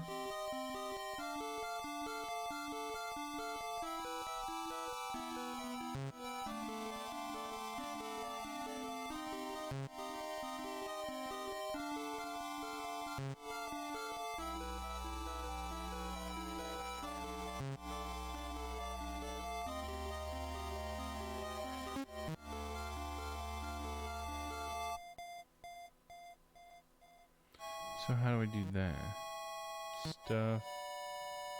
Stuff, shears. Use. This vine might be able to serve as a possible rope. Cut and take the bluethorn vine for climbing? Yes. You carefully cut down the vine and use the shears to trim down the thorns. You took the bluethorn vine.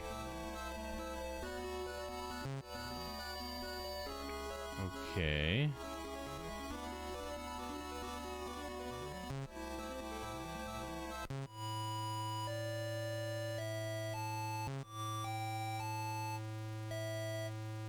Is there anything in here I need the bolt cutters for or anything? Call a phone number? Sure. First 3 digits. Oh shit, I don't know. 555?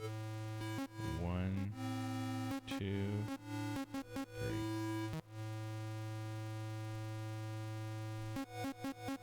Four. Oh, 400. 1, 2, 3, 4.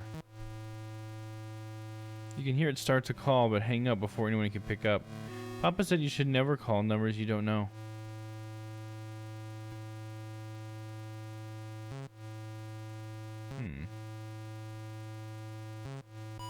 I guess I can try with what I got. Wait, did we check the trash can?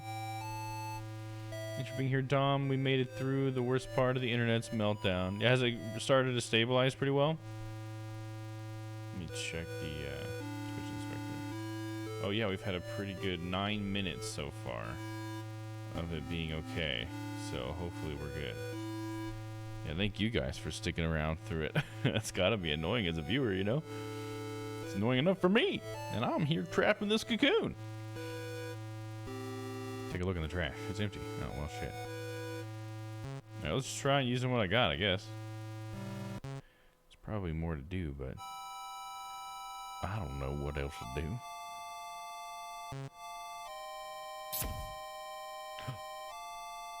Woo! I wish the timing was better on that.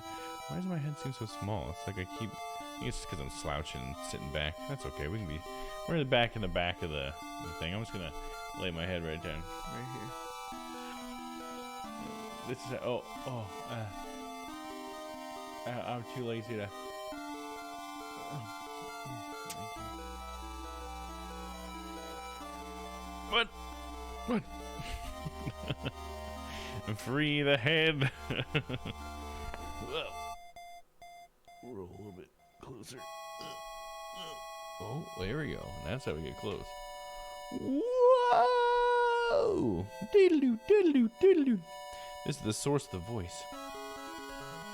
Yeah, now my head's not too small. Yeah, for sure. Definitely not. All that can be heard now is the echoes of raindrops. If you wish to save the person trapped in the well, you will need to construct a rope. Oh, I have to do that. Stuff. Ropes. First, Papa's belts. Probably the vine first, because that's supposed to be a little 400 pounds.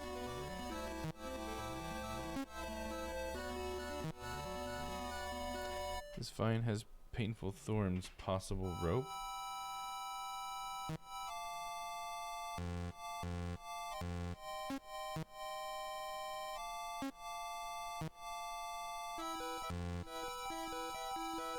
Why can't I use them?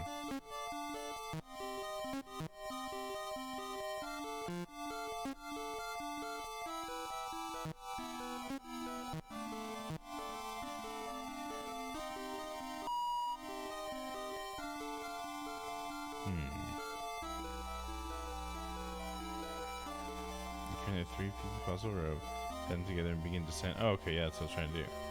Yes. Let's see how far we can get.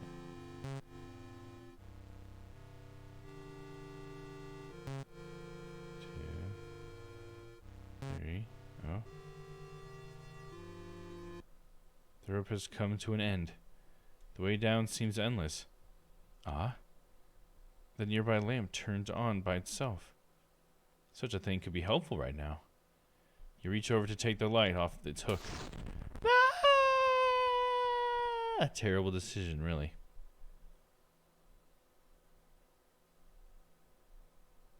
And that's it, huh? To just sit here? Is it... Oh. Oh, come on. That's sad. Oh, she got like a compound fracture and shit? Dead end. Damn, didn't get enough rope.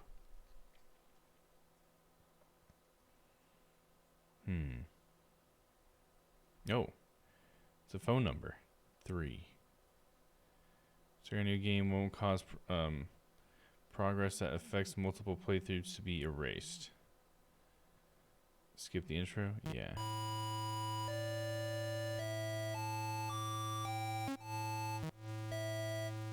Yarn balls that probably could be unraveled into a long rope. Take the ball of yarn as rope. Sure, we'll try this time. This sounds like it'd be real weak.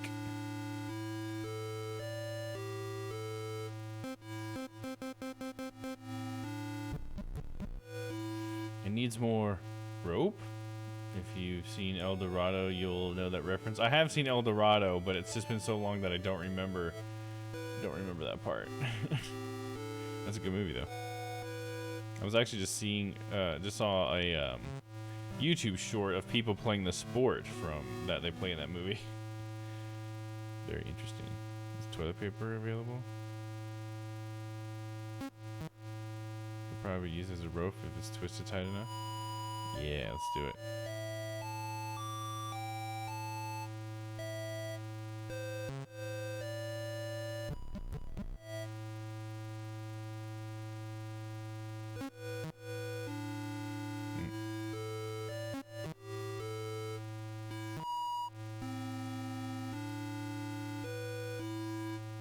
Six numbers for the safe.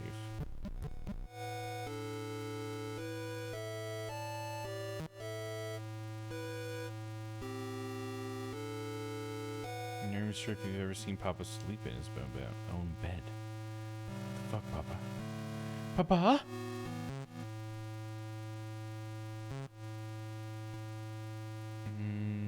Where would this number be at?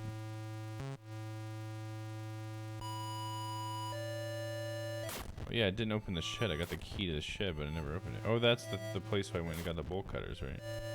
So where do I use the bolt cutters?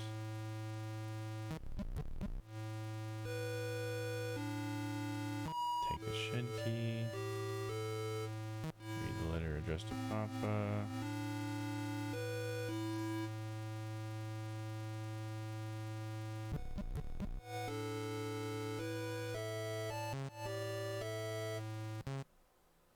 we'll go get the shears.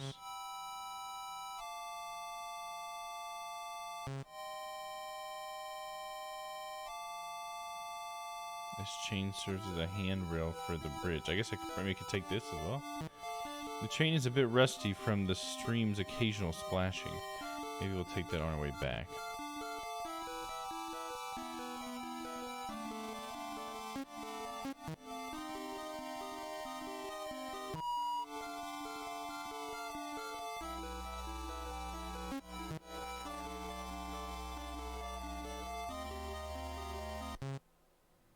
Bolt cutters.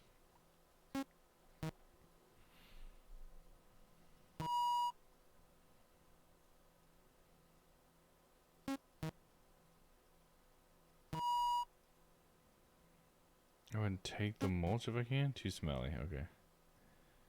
Take this. It's really nothing more than dead weight. Can I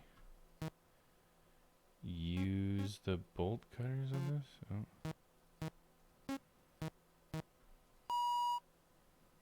There's anything to snip here. Can I use the bolt cutters on this?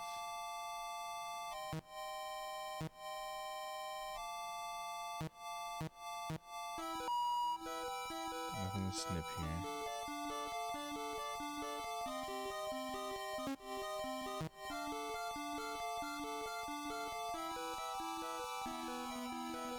So more for someone language you don't understand.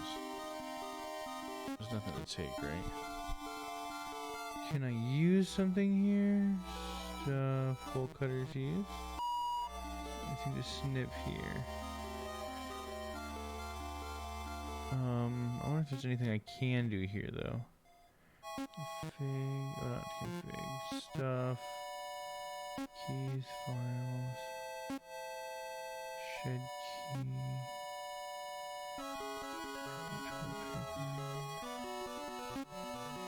bolt cutters and shears. I know what to use the shears for. I guess the bolt cutters might be used for this. Take. Seems to be a good rope substitute. That's welded to the support poles. So we'll then stuff, bolt cutters use. Chains lining in the bridge could make for a good rope. Cut and take the chains for climbing. Yeah. Take some extra strength, but you managed to snip the chain. You took the chain. Now we're off the chain, baby. Okay, let's go get that vine. 3 flowers are growing here together. The flowers seem to be reaching for the lamp near the house. You don't really want to be around these plants for some reason. Weird. It's a lamp. Moths and other bugs love lamps. This is a true fact that can be tested at home. Unfortunately, there are no moths because of the rain. Okay. Take it. It's out of your reach because you are a child. Okay. 10-4. Should I try stuff, shears here? Rope holds strong, but the shears should cut them. Cut the tire swing rope. Oh yeah, there we go. Rope holds thick, but the swing goes down. You took the tire swing rope. You got so much rope this time, dude.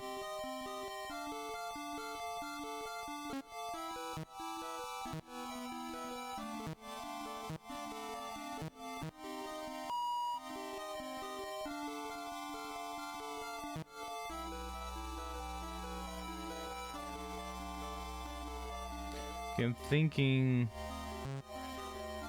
maybe we should throw away some of this weaker stuff, because some of this stuff, like the yarn and the toilet paper, is not going to work out. We've got a couple of new things that do sound like they might work out. So let's try that. Yes. Here you took from your swing aside, discard it now. Ball of yarn, yes. Papa's belts, no. Toilet paper, yes. Chain, no. Extension cord, no.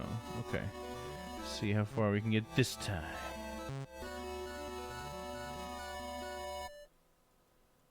Go.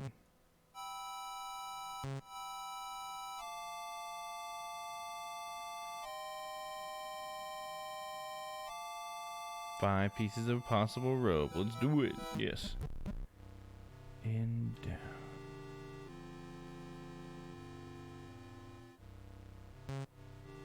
One. Two. Three. 4. 5. Oh shit. The rope has come to an end. Damn it. Maybe I should have kept the yarn. The way down seems endless, but a darkened window juts out from the side of the well's wall. It's slightly open. You swing closer to take a peek, but you overshoot it and tumble into the pitch black room.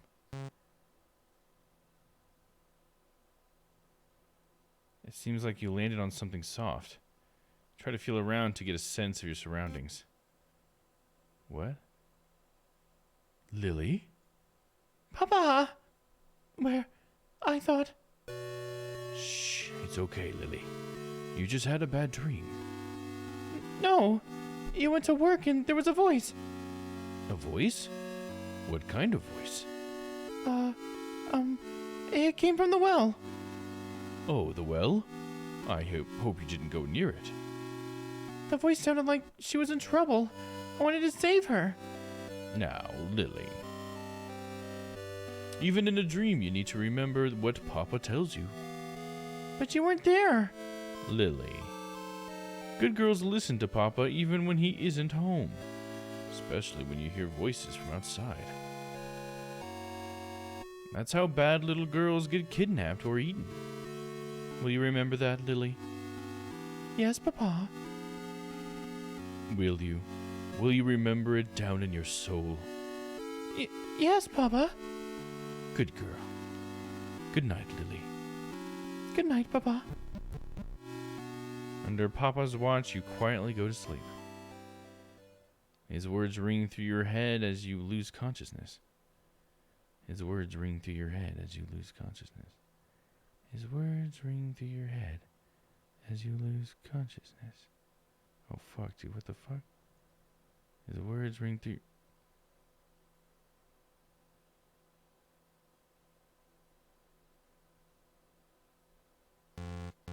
Dead end. Then we were murdered by our freaking father? What the fuck? That was a weird little situation there, wasn't it? Oh, 4. Oh shit, it gives us a different one. It doesn't show us the whole thing every time. Well, poop. I'm not going to get that now. Certain large objects result in different results when interacting with them from different angles. What? Skip the intro here, I guess.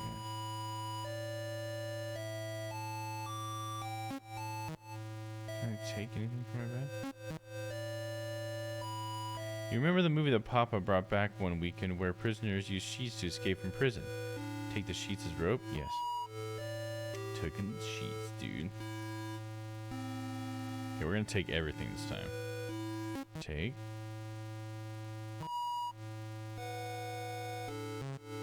Toilet paper too, fuck it, dude. There's no way that's gonna work.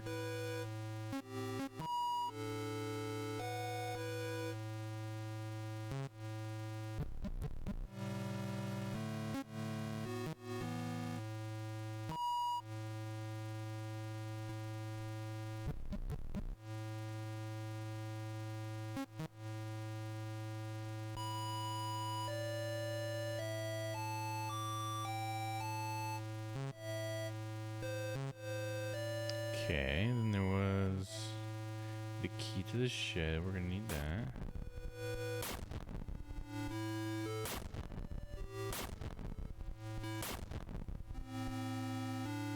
Yes, grab the key.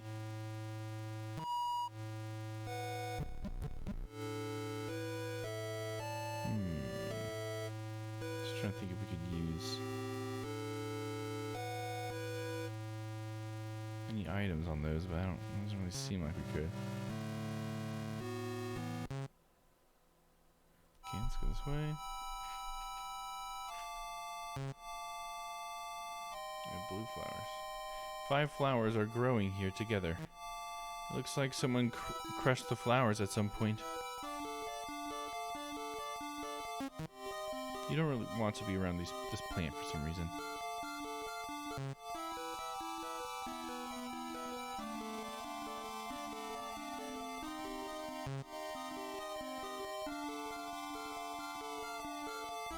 Orange pair of scissors, take those. Yep. Pop in here, get this. Take.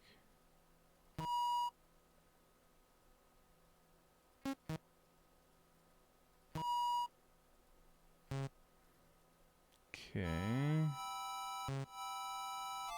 Then.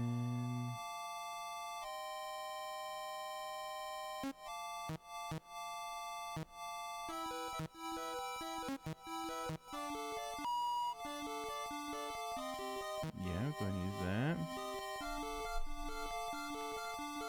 Break the chain. Okay.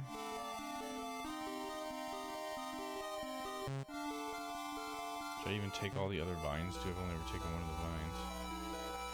I'm going to.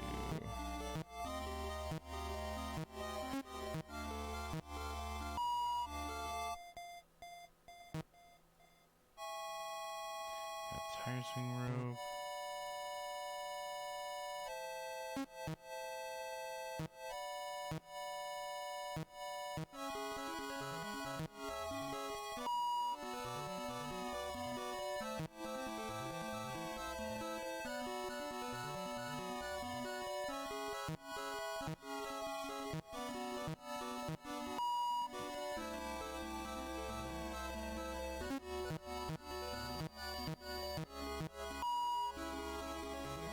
Rope. Yep, let's go ahead and take it.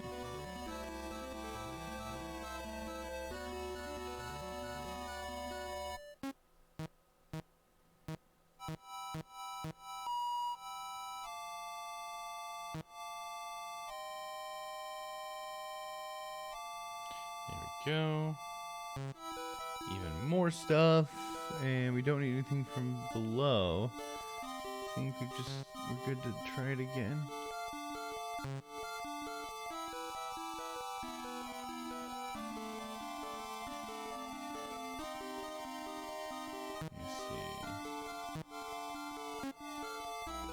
Why is it a 1 of 15 tire swing rope? How would I get 15 tire swing ropes? 1, 2, and 3, but I can't even go down anymore? How does that work? Now I can go down.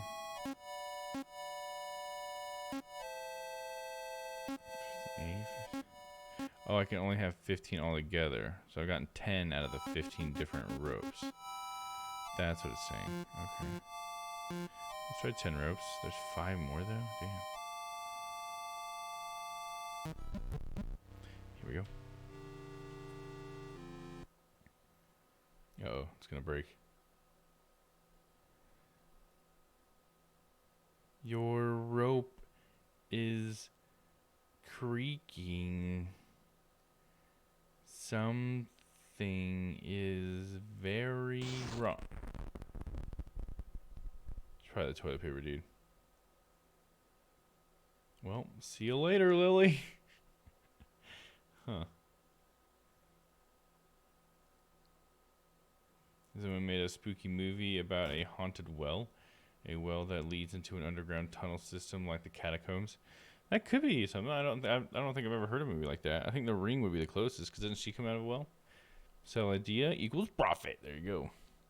As a result, you were lucky to have landed head first, killing you instantly. Your body lays in a contorted and unnatural state as it waits for the maggots to settle in. It's pretty fucked up. Dead end. All in one bad craftsmanship.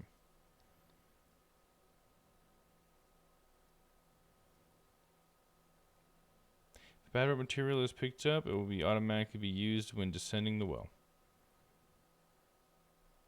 You try another one. So I feel like the yarn is also not a good material either. I feel like those two should be left out. Maybe I'll get all the vines this time and see what that does, though. Let me read about the vines again.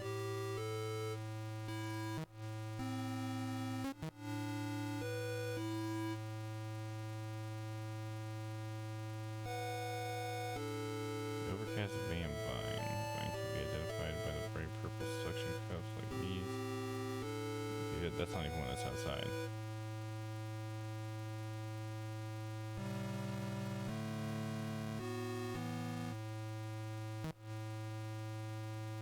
Womb Ripper, which is the red one.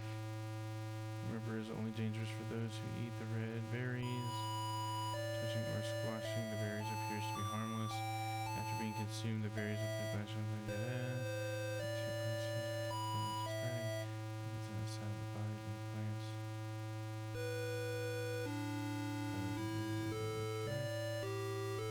They're brittle after separating from its roots. This makes it easy to... Yeah, so the Room Ripper, I shouldn't take the red one. Incinerate. Or release punishment. The blue thorns is the one I've been getting, because it can hold a lot of weight. 460 pounds of weight. Keep reading, yeah. What about the yellow one? Suffering from joint pain.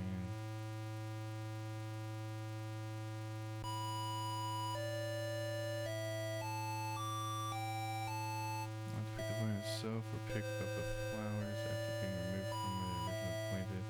Each plant will quickly start growing microfractures, causing it to be easily destroyed after little amounts of pressure. So that's another. Okay, so I really should only take the one vine then, right? Because it said if it's being destroyed from little amounts of pressure, that means it's going to break. But then what am I getting this run? Maybe there's like something under the sink I can get. Maybe I can use the bolt cutters to open up the pantry. I didn't think about that.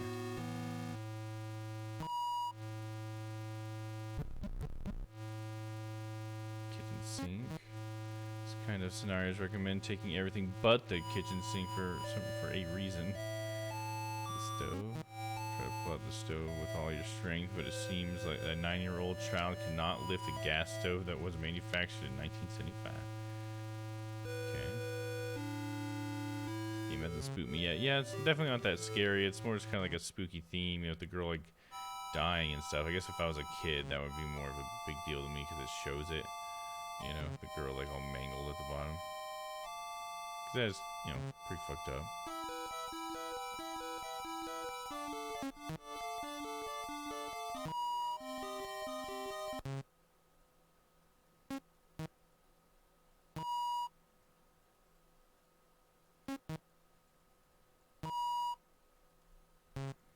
Okay, I'll come back out of here.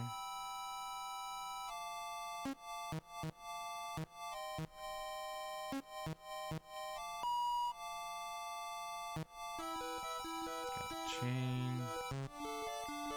Back over here. Let's try to get in here.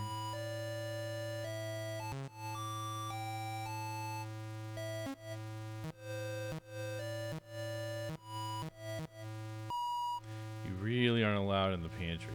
Break the lock anyway? Yes. The lock easily snaps off. Papa can probably get a new one. Warning. Oh! Warning. We're being Raid raided! incoming. Welcome in! Prepare for Indigo awesome. Panther with the And raid! hype. I got something for that, right? Welcome, Raiders.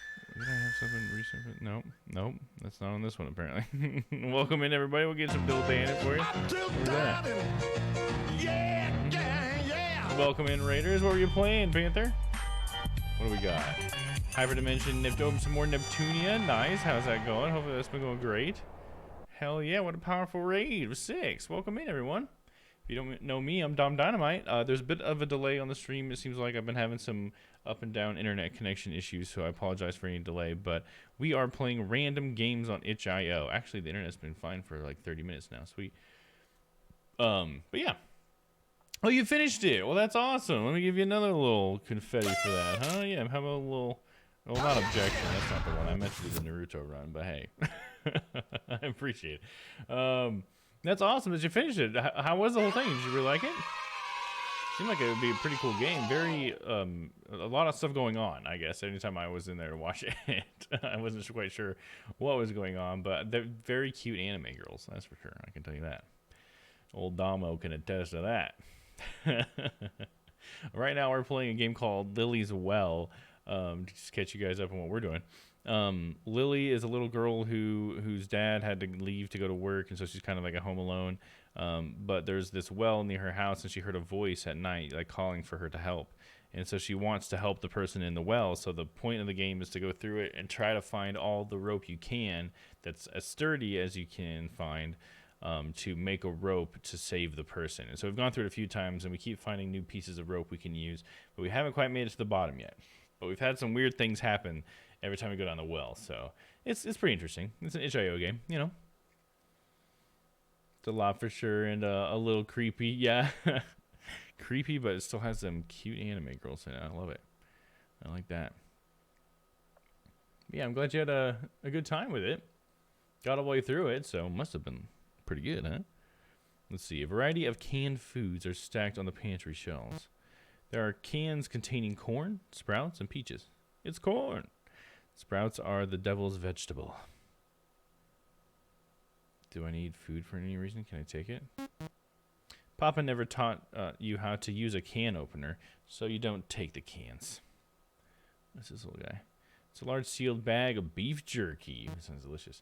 The bag is very full, but Papa always tells you that jerky is expensive. It is expensive. Papa was right.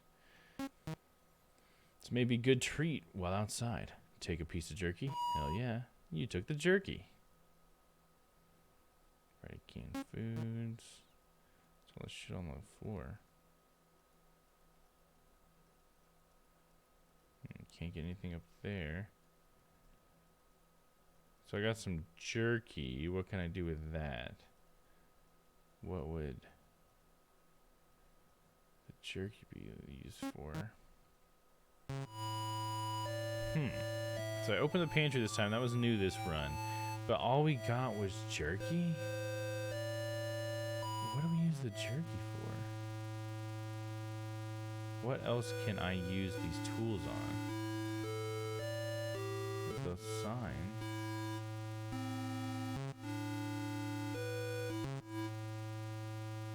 Oh, did I get the bed sheets?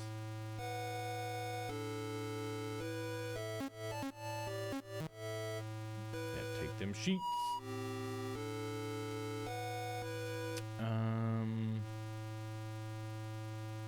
There's the bear. Can I use one of these things on him? Got some jerky dried meat that's best eaten outside. There's anything to snip here. How about... I doubt there's anything to bolt cut either, but... Okay.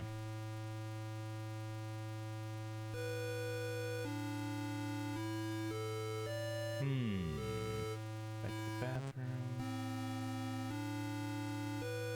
Shower's still wet from the earlier bath. Bath has many water-safe dolls sitting on the edge. Even if you stood on the edge of the tub, you wouldn't be able to reach the curtain's hooks.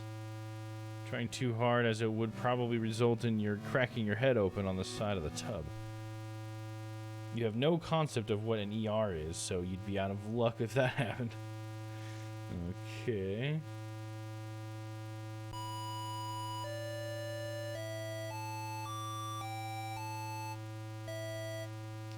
If you manage to take this, it'd be impressive.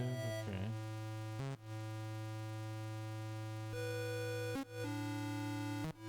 Can't take his sheets because they're attached somehow. But what if we tried using the shoes. No, nothing to snip. Okay. I do have a safe here, but I don't know the number for it. 6 numbers? I have no idea what those 6 numbers would be.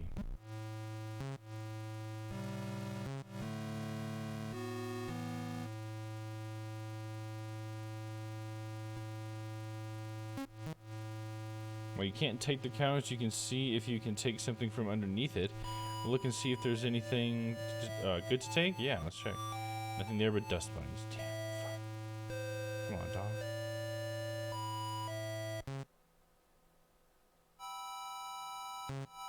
Alright, let's go ahead and cut this down.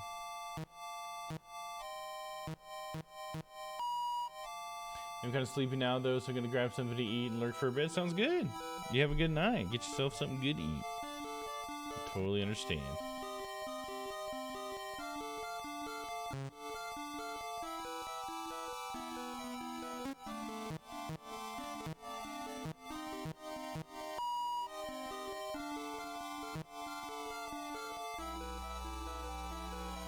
Okay, I got the rocks I can take, but I don't know what I would use them for.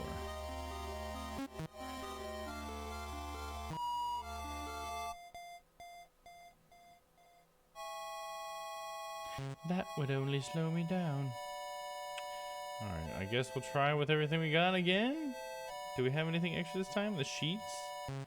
We have the sheets, but we don't have the toilet paper, because that definitely broke also.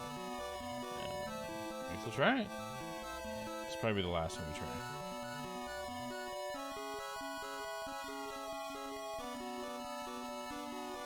5 pieces of possible rope. Try them together and begin descent. Yep. I think you already went down with 5, though.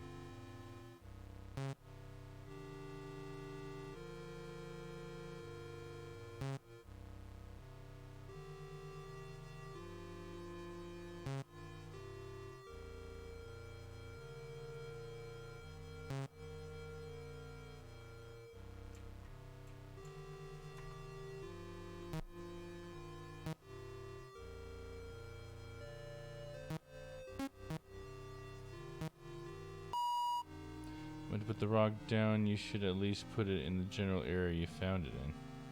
Oh, come on. I thought I'd throw the rock in that hole or something. Rope has come to an end. The way down seems endless, but darker window jets out from the side of the wall. Let's go peek. You overshoot. Same thing as last time. And it turns out it's our own bed. And Papa's here. Yep, huh. Damn. Oh well, we tried it. Tried a few times.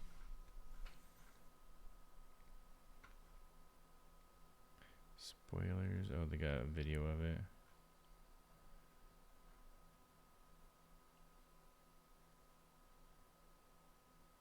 I like the game, but it's confusing to make the rope. You just click it again, man. I just gotta ask, how do you get the last outfit? Am I just missing something obvious? I've gotten the rest. Oh, you got outfits too? Damn, dude. This game is so great, and the unique deaths in the game really stand out while the mystery of what is going on. Huh, okay. I don't know, it definitely seems like there's a little bit more to that game. Definitely a cool game, but a little slow for my taste for tonight. If you know what I mean. We'll give it a good rating, though. I think it was probably a 4, honestly. A lot of cool stuff going on with that. Cool story, I like the artwork. Stillwater. This looks pretty cool. This is free, dude? Private investigator Hugo Laurent was ready to busy himself with more paperwork until a young, disturbed woman entered his office to request an investigation regarding his grandfather's safety. What danger awaits underneath the surface of this mystery? Her grandfather's safety, I think I said his. Let's try this. This looks pretty cool. Stillwater. Sorry, guys. Stillwater.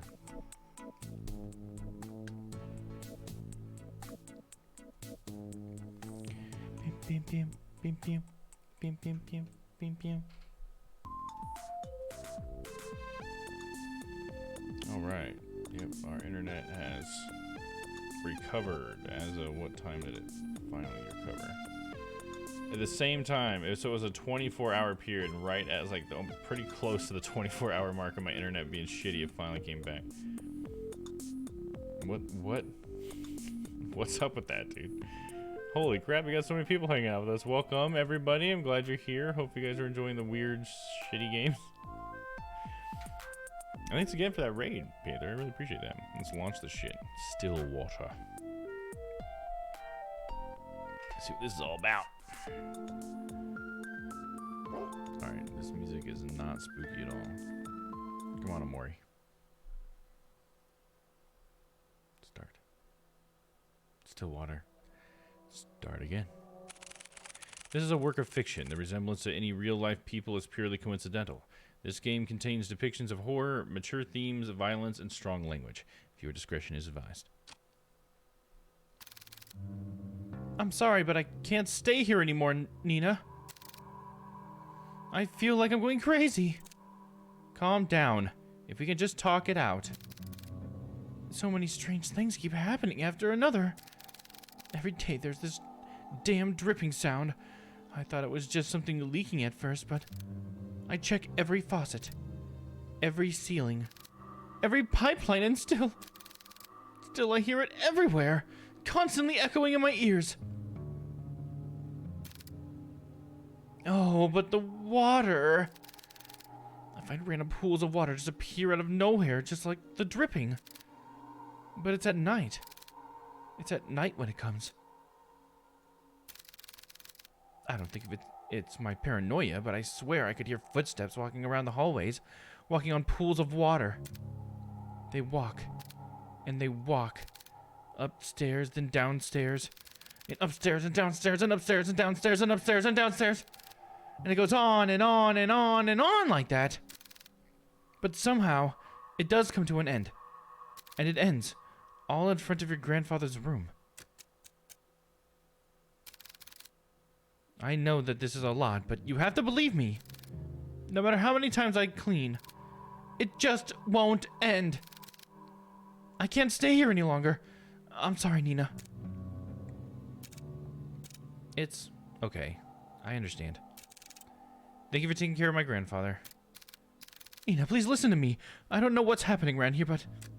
The woman on the phone cautiously looks around before speaking again in a hushed tone. Something terrible is lurking through this house. I don't know what it is, but please, as soon as you get back, take your grandfather and just leave this place. I can't just leave. That's my home. Please, Nina, this place, it's not safe. I don't know what you saw, but I can't just leave things like this. It's my home. It's my home.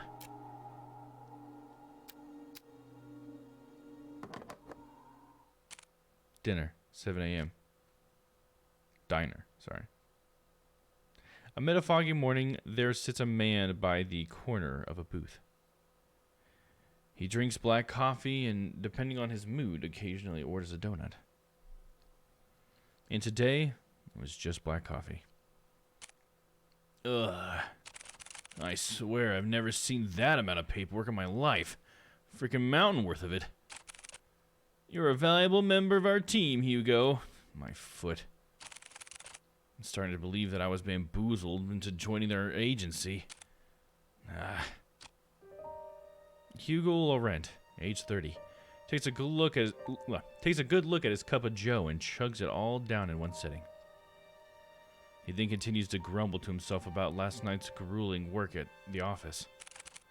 I really need to find a different job. As he contemplates his poor life choices, he looks out towards the early mist. There was something inherently terrifying about the fog to him, but how it engulfs everything and nothing. Even if it disappears, it always leaves behind traces. Proof of it remaining.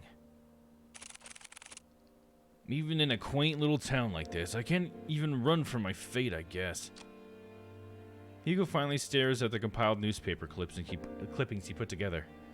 Some of them from recent events, but mainly all were past headlines of missing person cases. No matter how many times I see this, it's still just as hard to look at.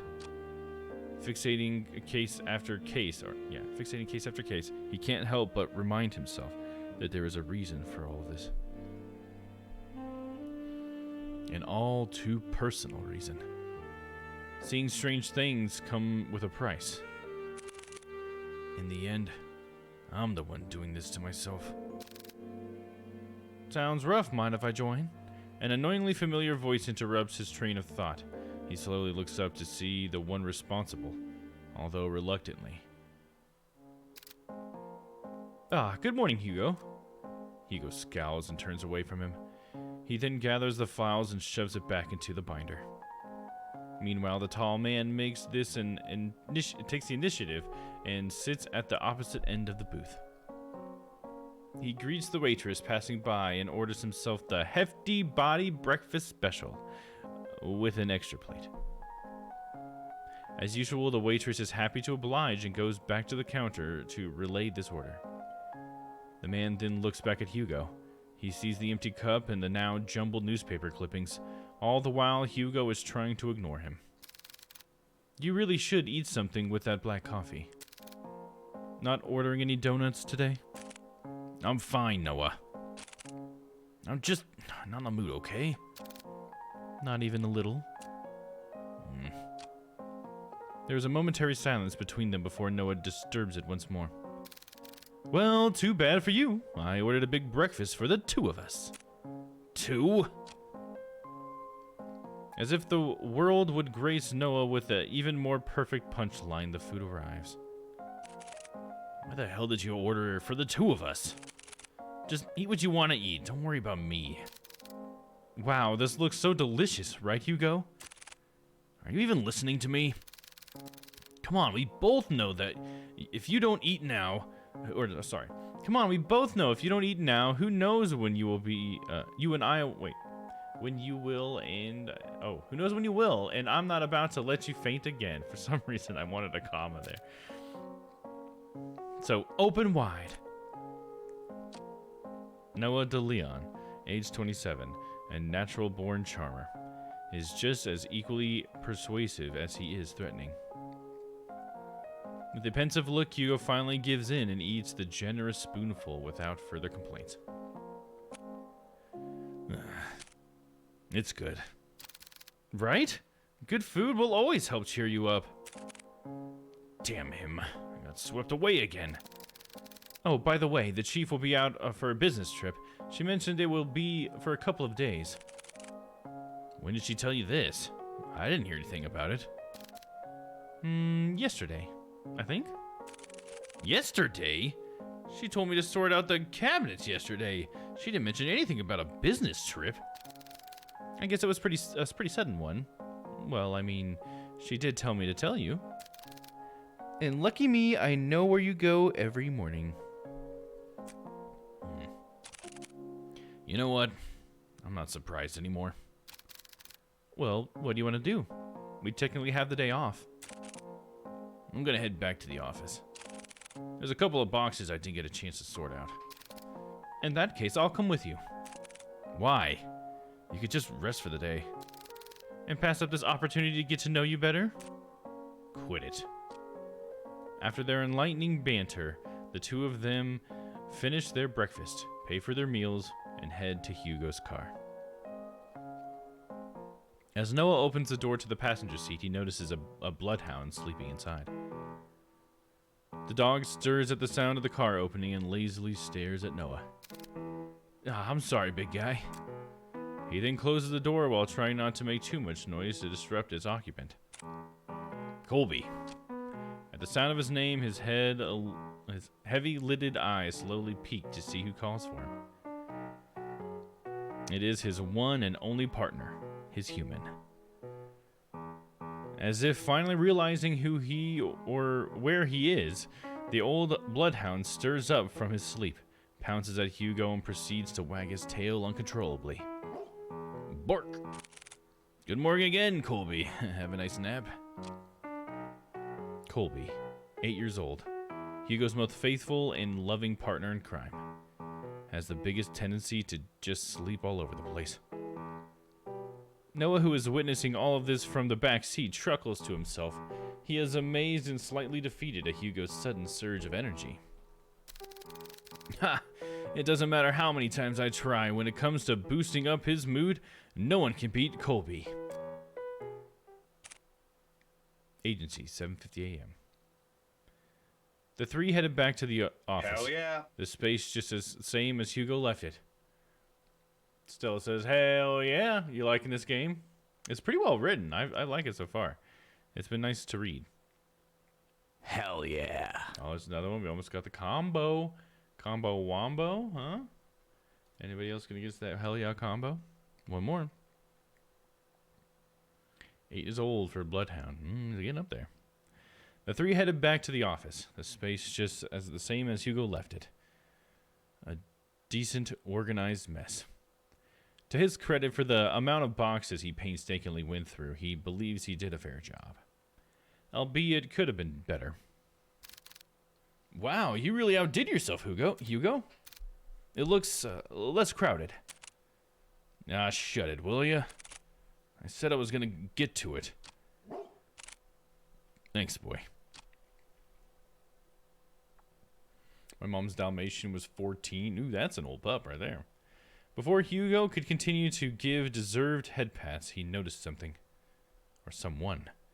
A woman stands timidly peering outside from the storefront. The woman appears a bit frantic. Disheveled and wearing ill-fitted clothes, she appears to be distressed about something. When she finally makes eye contact with Hugo, she immediately rushes in. I'm sorry. I know that the close sign is up, but I saw you come in and Are you alright, miss? I need your help. My grandfather, Before she can continue, Noah swiftly intervenes. It's okay, we'll hear what you have to say. So please, why don't you take a seat? Noah gestures to one of the empty chairs. The poor woman hesitates for a moment before heavily sighing in relief. She then walks towards the corner of the room and sits on the sofa. Can you start off by telling us your name? I'm sorry for earlier. My name is Nina Mortimer. I need help watching over my grandfather tonight. Watching over your grandfather? Yes. I'm sorry, Miss Mortimer, but I don't quite understand. Is he in danger? I'm afraid he is. Ugh. Miss Mortimer, if that's the case, wouldn't contacting the police be better? No! I've tried requesting their help, but all they gave me was the same answer. There's nothing they can do about it. If only I knew who Lewis was. Lewis? Nina fidgets at the name. She looks to the side before reaching out from her bag for an antique letter. My grandfather. He received a cryptic message the other day. It didn't come from an address or the name of the sender, or with an address. However, the only thing I did pick up was that name. As she hands over the letter, Hugo notices her hand slightly shaking. Whatever lies in this note must have shaken her this badly. Delicately, Hugo removes the content of the envelope and unfolds it.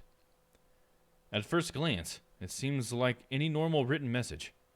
A person named Lewis asking the other, Henry, to come meet him by the lake at midnight.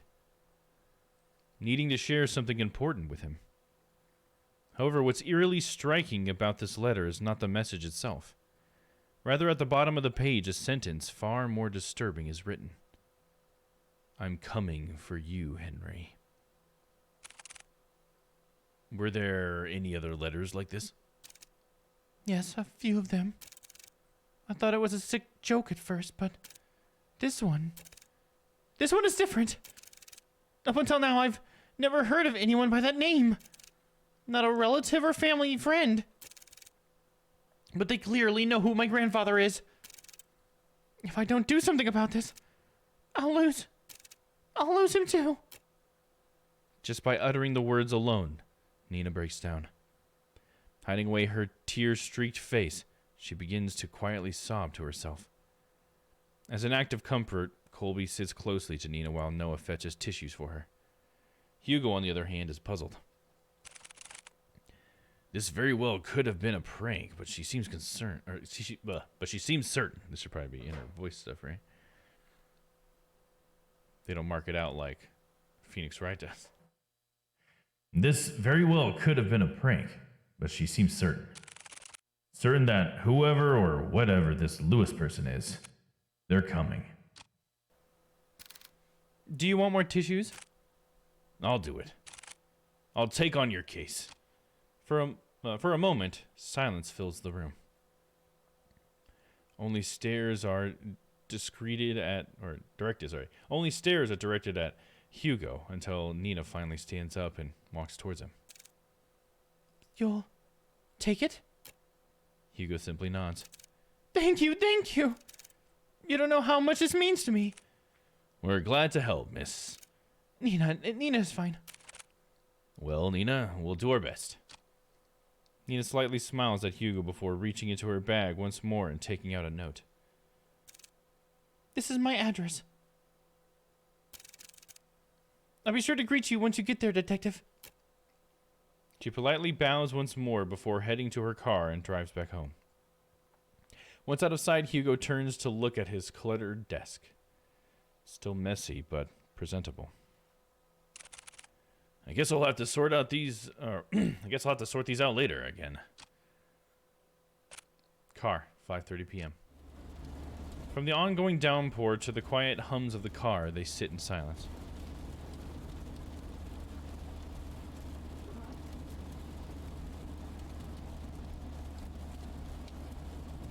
Still miles off from their destination, Hugo constantly checks the rearview mirror.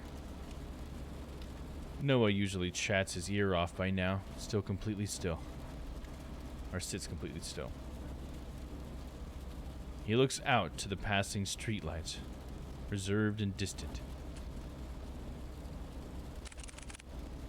Hey, you're a lot quieter than usual. What's wrong? This is a surprise. Have you been looking at me, Hugo? No, you idiot. You usually just talk a lot, that's all. So, do you miss me talking a lot? Just say it. I didn't want to offend Nina earlier, so I kept quiet until she finished. But it's her last name that caught me off guard. Have you heard about the Mortimers? They're a pretty distinguished family. Well, they used to be. What do you mean? They've been struck with so many tragedies that over time people began to believe they were cursed or something. Every other year I would see a headline on the local news about one of the family members' deaths. And you know what's strange? All of them have been labeled as accidents. No foul play, no nothing. Just another unfortunate event for the family. Maybe I understand why she wouldn't go to the police. She probably thought they'd perceive her as paranoid or hysterical.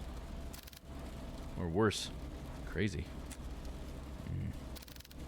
Can't imagine all of this for Nina. And most of all, who knows what we'll find there? Is that why you decided to come with me? Well, partially. I'm more worried about you, though. Think of it this way. I'm the appointed driver. When you decide to do some pretty reckless shit, I'll be there to drive you to the local hospital. Besides, 2 are better than 1. Exactly. I was fine with Colby coming with me. Well, have you heard that 3 is better than 2? Mortimer Estate, 6 p.m. Passing through countless dirt roads and steep cliffs, the estate reveals itself beyond the evergreen. Nestled and tucked away from prying eyes, it stands tall, looming from a distance. Hugo and Noah could only gaze at the sheer scale of the manor as they parked adjacent to Nina's car. Wow, and to think she came all this way just to request us. Took us more than a couple of hours to get here. Maybe she really didn't have a choice. What do you mean? Come on, she's waiting for us. Immediately after exiting the driver's seat, a sudden sharp pain weighs heavy on Hugo's chest. Grasping slightly at his coat, he begins to gasp for air. His gaze hazes as he leans close to the car. Like a fish drawn out from the sea, he desperately heaves. But this ache he harbors pales in comparison to the pain far more excruciating. Is it the house? No, something far more sinister. He feels it.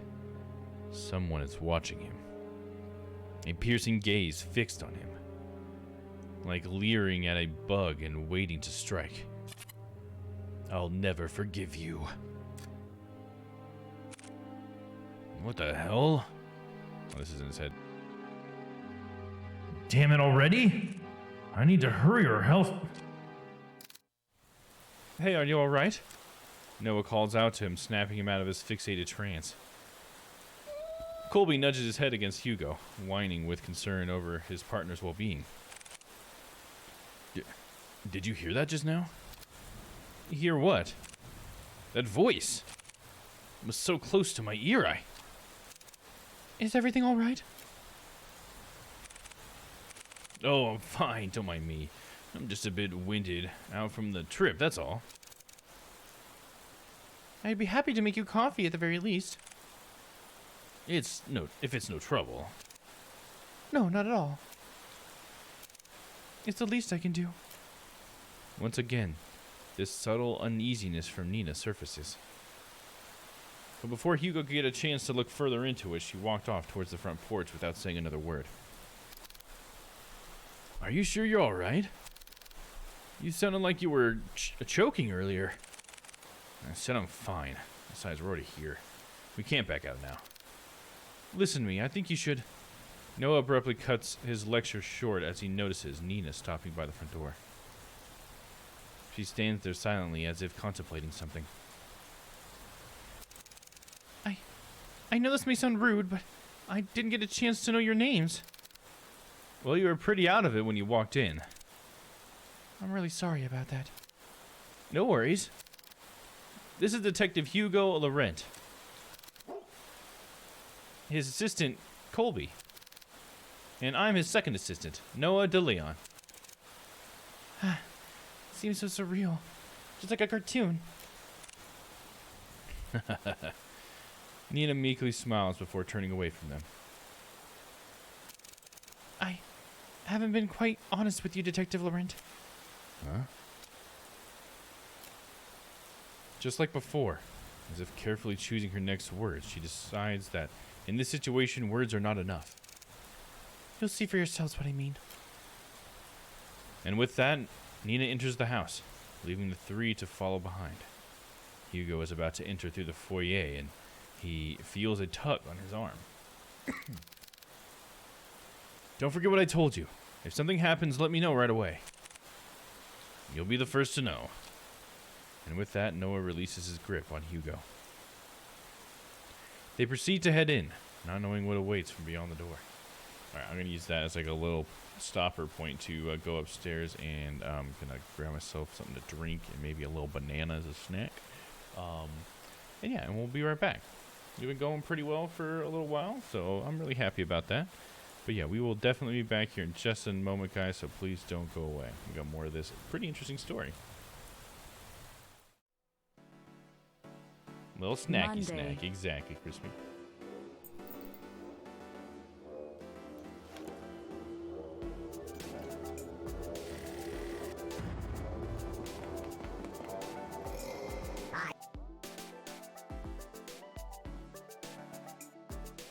Tuesday. Don't worry, Kay. We'll be out of here soon. You two grab a hold of something. You better butter your biscuits, boys. They should be thrown in the airlock and injected. Wednesday. It's like total overkill. We just used a child's soul to destroy you completely. What a waste of a child's soul. Especially since Pretzel's apparently still... Oh no, he...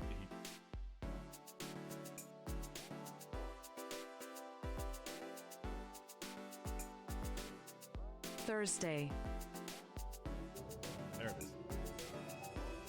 He has no son? What? That's funny. That took like a solid 10 seconds to go off. What the fuck, dude?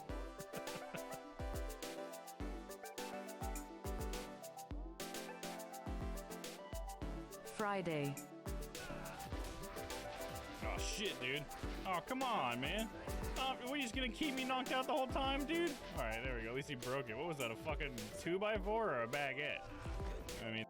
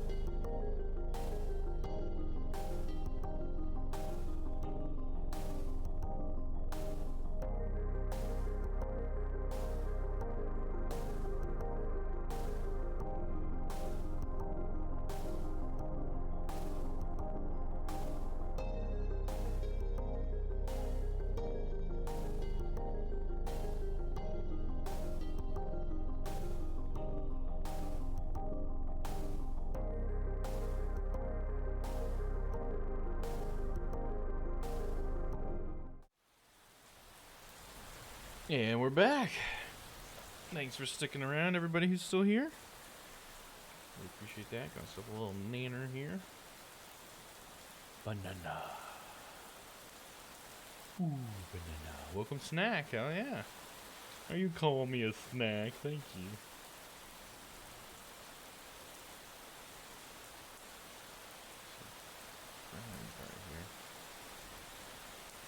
I like to eat the brown bits.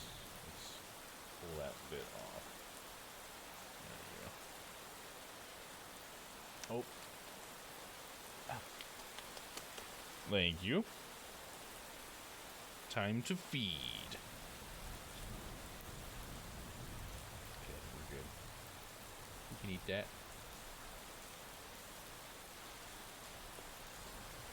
Thought I had a napkin down here. No napkin. Guess I'm wrapping on my shorts. There's a little bit of banana.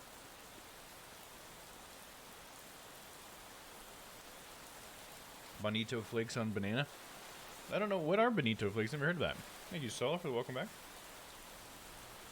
Hopefully your delay's gotten better, Stella.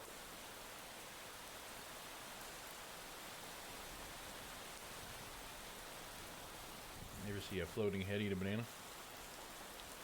You're about to. You can't do that in China on stream. You can't do that anymore. I mean, maybe they changed that law again, but at one point that was illegal. What I just did. Dried fish in flake form? So is that like a joke that you're saying? Because that sounds gross. Do you think that would be good? What are you thinking? Fish flavored flakes or something like that, huh? Oh, you're saying the flakes that you fed me were bonito flakes. Got it. That's what you're saying, right? Sorry, I didn't make that connection at first. So you gave me a little seasoning, huh? The sweet and salty might do well. Yeah, there you go.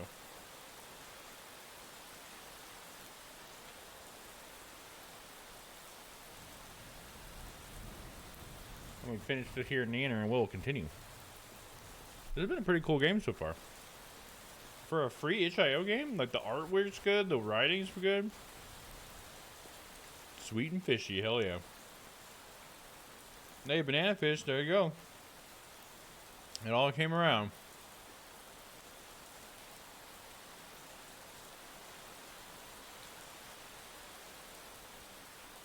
Crispy was trying to work in a banana fish reference the entire time. That's what she's doing. From the very start.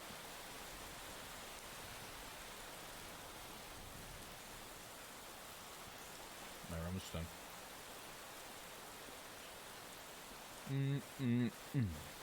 Love me a banana.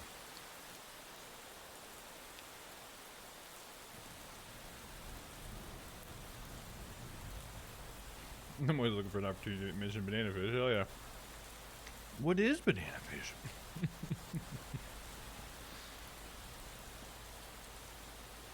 Alright. One more bite. Yum.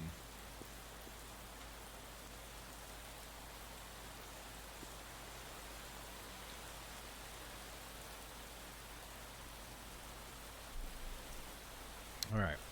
They proceeded to head in, not knowing what awaits beyond the door.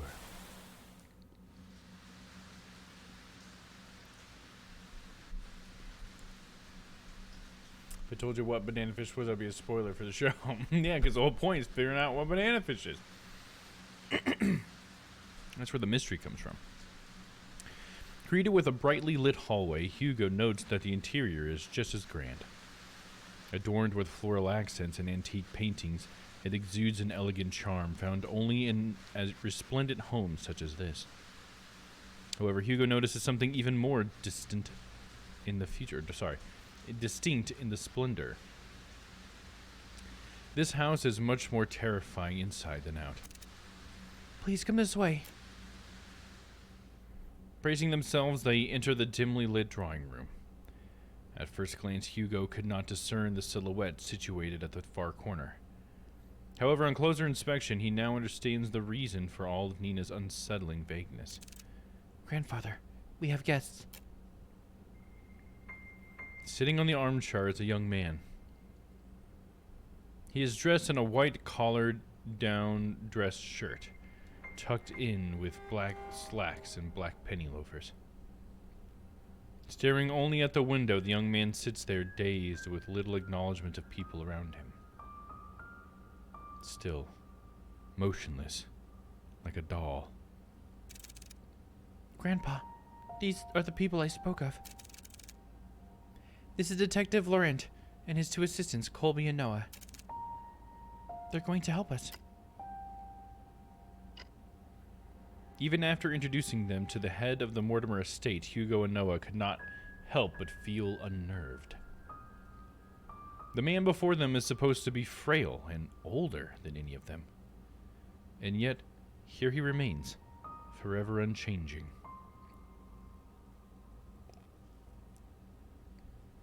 Forever young, I wanna be forever young. Forever young. They come a long way, so I'll be making some coffee. Would you also like some, Grandpa?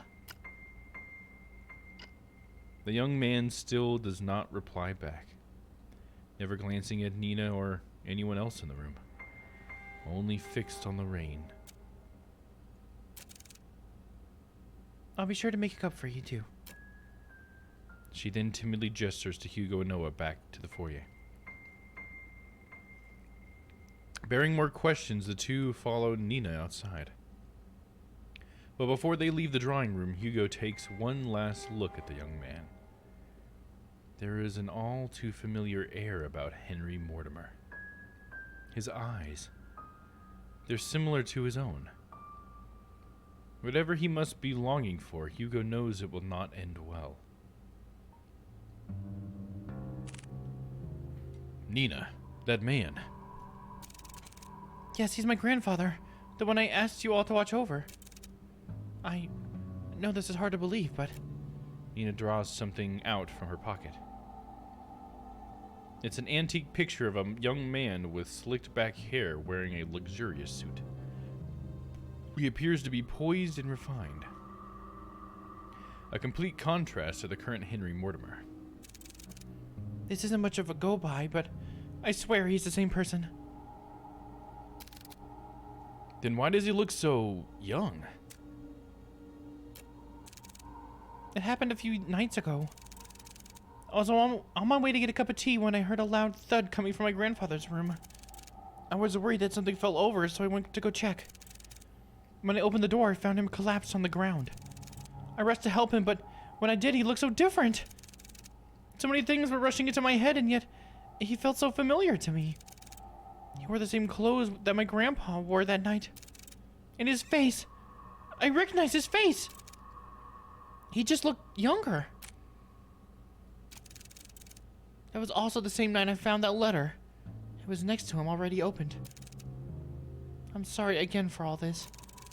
No matter who I went to, they either said something was wrong with me or my family. With everything going on, maybe they're right. The pools of water, the dripping sounds, the letter, and now this. Maybe my family really is cursed. They're not. Curses aren't real. Detective? I think we easily get too involved in believing that sort of thing exists. In reality, the ones who fixate on it feeds off of it. In reality, the ones who fixate on it feeds off of it. Rumors, doubts, lies, all those things are what they want to become real. Deep-rooted emotions like that can't possibly be healed or fixed right away. But like a curse, those emotions drag other people down with them. Personally, I think we're caught up in... I think you were caught up in all of this. But I assure you, we'll see this through. For you and your grandfather. Thank you. Good. Now our first priority is to find out more about Lewis. Nina, the letter you showed us back at the agency, do you have it with you? Yes, it's here. Do you mind if I borrow it for a bit? I'll be sure to give it back. Of course. I'll check upstairs. Noah, you and Colby check the ground floor. Got it. Before they leave to do their own investigations, Hugo grabs a hold of Noah's shoulder. He leans in close enough for Nina not to hear. Keep a close eye on Mr. Mortimer and Nina. Especially Nina. Okay. I'm counting on you. You too, boy. And with that, Hugo heads upstairs, starting his investigation. Mortimer Estate. After searching vigorously through each of the rooms, he knew his findings would eventually lead him here. This is it. Hugo walks towards the nearest lampshade and opens it. Dimly illuminated, he sees the extent of how lavish this part of the house is. From customized drapes to the vintage furniture, everything here exudes that extravagance. But much like the interior Hugo has seen so far, he finds this one in particular reeks of it. Plastered from wall to wall, a sense of gloom lingers. It's as if the room itself is moldering despite its preserved nature. And I need to hurry. Oh, this is probably a thought. I need to hurry. I don't want to stay here for too long. Mortimer Estate, 11:50 p.m.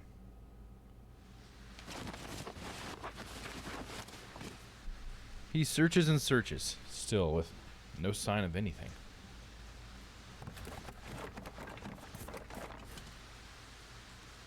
Not one thing pertaining to Lewis.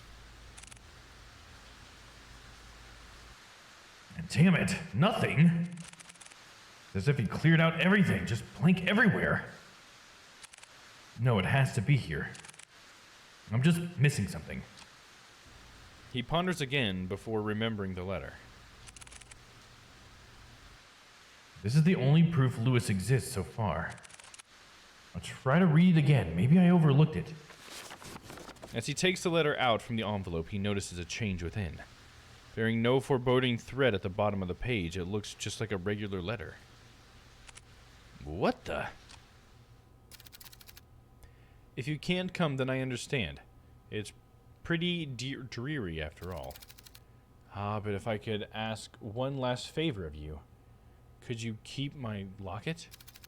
I know this is selfish of me, but I'd like for you to have it. I'd be happy knowing it was with you. Thank you for everything, Henry. Forever yours, Lewis. This is the same Lewis? I thought he was the cause of all this. I don't understand. Without warning, the sound of a click can be heard across the bedroom. As if something unlocked itself. Hugo turns around and sees at the foot of the bed a chest. Unlike the other furniture, its dark and rustic features have not been maintained well, left to rot on its own.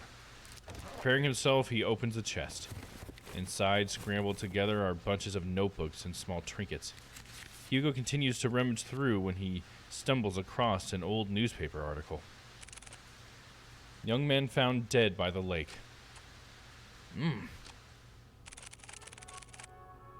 An unidentified young man was found on the morning of XXXXXXXX, 3 days prior to his death, according to police. Ruled out as a suicide, police have claimed that the troubled youth drowned himself. This certainly is a tragic loss, an unfortunate event indeed. Someone comments. No claim as of his body has been made yet. Lewis. By the corner of Hugo's eye, he spots a bright glint buried beneath the clutter. He reaches for it. A locket of brilliant gold shines unblemished, retaining a timeless luster. Inside it safeguards a picture of a young man with glasses, smiling brightly. This must be the locket he was talking about. It's so pretty. I'm surprised it still shines like this. In this picture. Did he put this here? No, it might have been Henry. But why? Why would he store it away like this? What should I do? Take the locket, leave the locket. Probably take it, right? Why not? If I had the option to take it, that probably means that's important. I should probably hold on to this for now. Hugo is about to put everything back into the chest when he feels a wet and cold sensation crawling up his leg. What? Water? A pool of water relentlessly spreads across the floor, already seeping into the chest. Damn it, no! Suddenly the lights shut off. A scream is heard, followed by a myriad of shouts. Hugo is about to call out to Noah. He stops at the sight of pale feet before him. Looming over him stands a tall and ominous figure. His face is shrouded in complete darkness, devoid of any human emotion. It appears as a young man, but Hugo knows that it's far from it. No, this very thing is trying to imitate a human form. Trying to be human. Hugo could only stare back. Funny that today's games have featured Papa and Noah. Yeah, that's totally true. That's funny. Paralyzed with fear, he is forced to watch the horror as it slowly creeps towards him. It's just like before. The sensation of someone staring at him from within.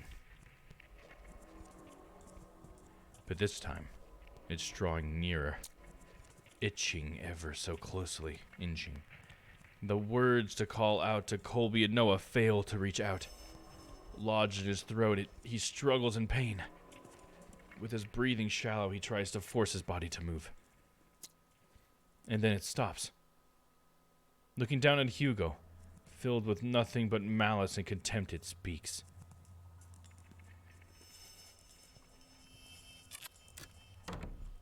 Oh shit, I didn't get to see what it said. All of a sudden, the door to the bedroom slams shut and the entity disappears. The tension from his body finally releases its agonizing grip, and he gasps desperately for air. His vision blurred and breathing jagged, he staggered towards the door. He yanks at the handle several times, but it's tightly jammed. Fuck! Noah! Colby! To his dismay, he is only greeted with silence at the door. At the other end of the door, sorry. Damn it! From a distance, he faintly hears the sounds of Colby's relentless barking as it gets further away from the house. Hugo rushes towards the window. He tries to pry it open, but just like the door, the heavy force prevents him from doing so. Fuck this! Frantically looking around the room, he spots a nearby chair. Without a moment sooner, Hugo grabs the chair and starts to strike the window. Without a moment sooner? Without a moment sooner. I don't think that's the way you say that.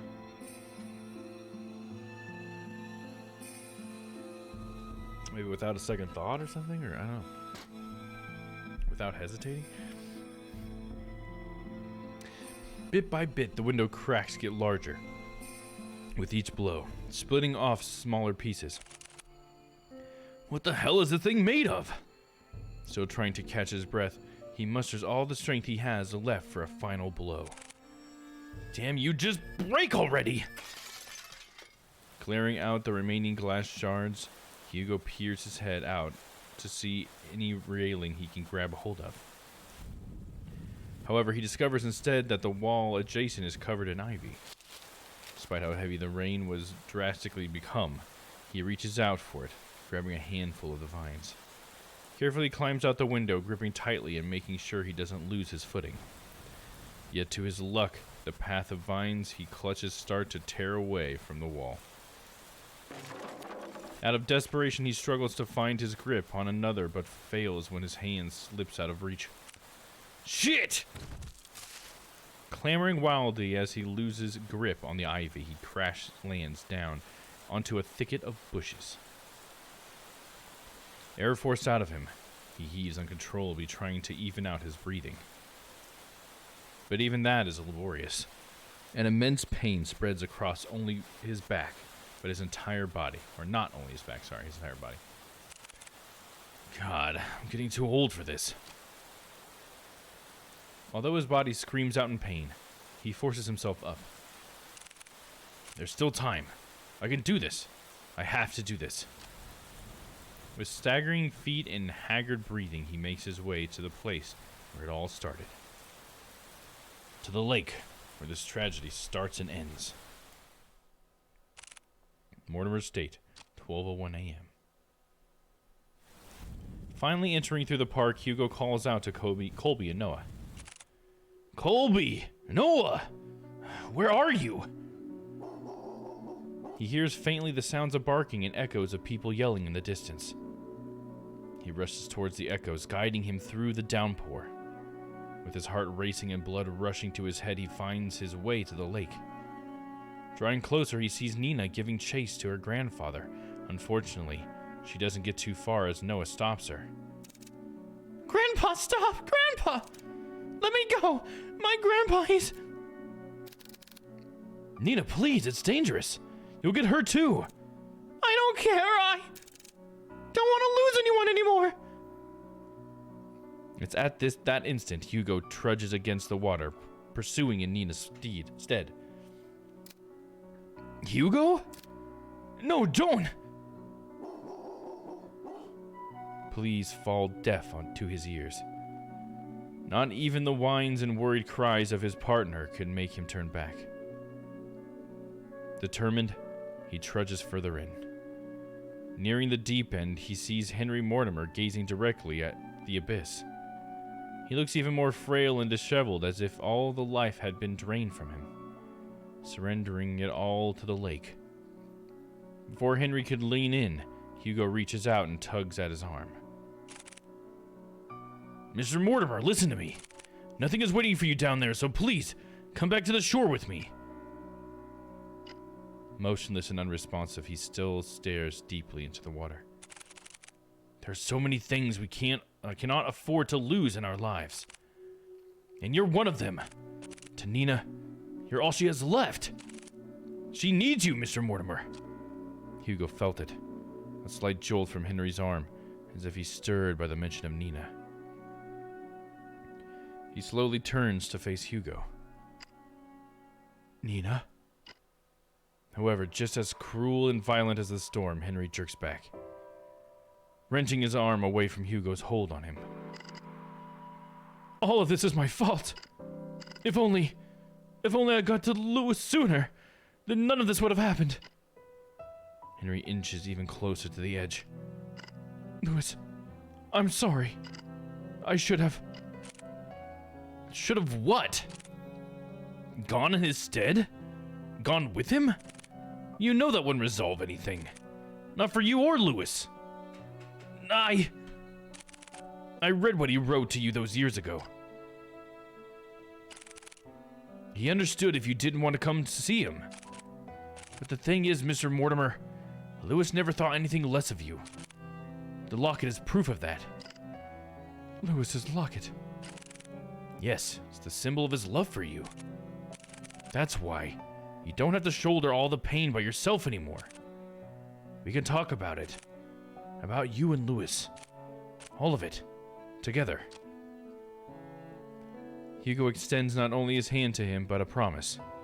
A promise that Henry had yearned for so long. A way to forgive himself. He hesitates at first. What fool believes in a deserved forgiveness? Such a thing doesn't exist. And yet, despite everything, Hugo still reaches out to him. To a stranger. Maybe he can be forgiven. Just as he was about to reach out for Hugo, a hand slithers around Henry's instead. What the fuck? Its arms unnaturally contorted around him, while his head perches on his shoulder. This thing. This Lewis is no longer pretending to be human. With piercing cold green eyes, it glares directly at Hugo, mocking him, cursing him, wishing nothing but despair. We can be saved? Can I do this in the deep voice? We can be saved. We can be forgiven.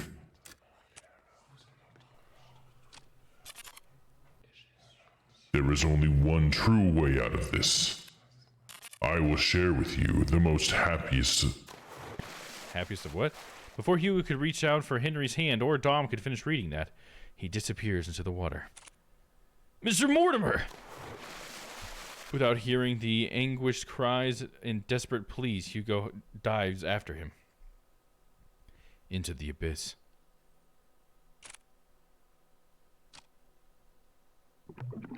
Plunging into icy waters, Hugo feels shocks running rampant throughout his body. Like spikes continuously piercing from his legs to the tips of his fingers, fiercely and unyielding. His chest tightens and his heart races as he begins to kick his legs, hoping whichever way he goes, he'll find his way to Henry. Swimming deeper and deeper in, he sees faintly a figure slowly descending into the darkness. As he finally gets closer to Henry, long snake-like arms stretch across the void and grab Hugo's neck, violently squeezing all the air out from him. He tries desperately to wrench its hands away. But with each struggle, Hugo's movements begin to weigh heavier and heavier. Lewis, where are you, Lewis? It's looking for Lewis? Digging deep into his coat's pocket, he grasps tightly in his hand the locket that Henry kept and had long forgotten, holding it out as it shines ever so brightly in the dark.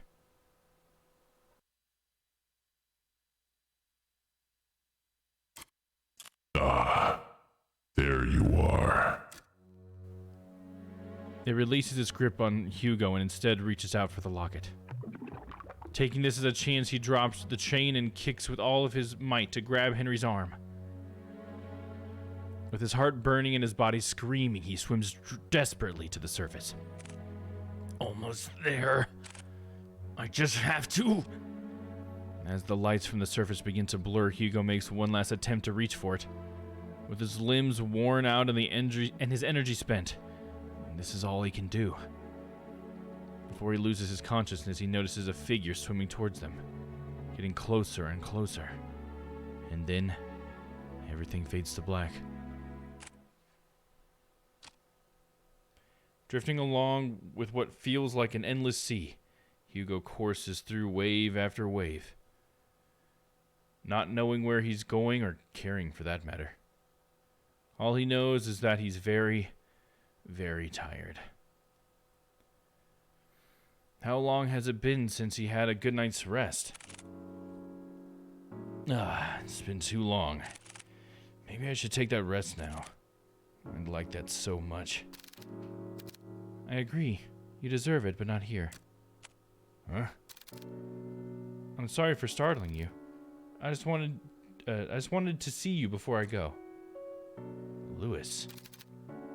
You've done so much for me and Henry. Thank you. No worries.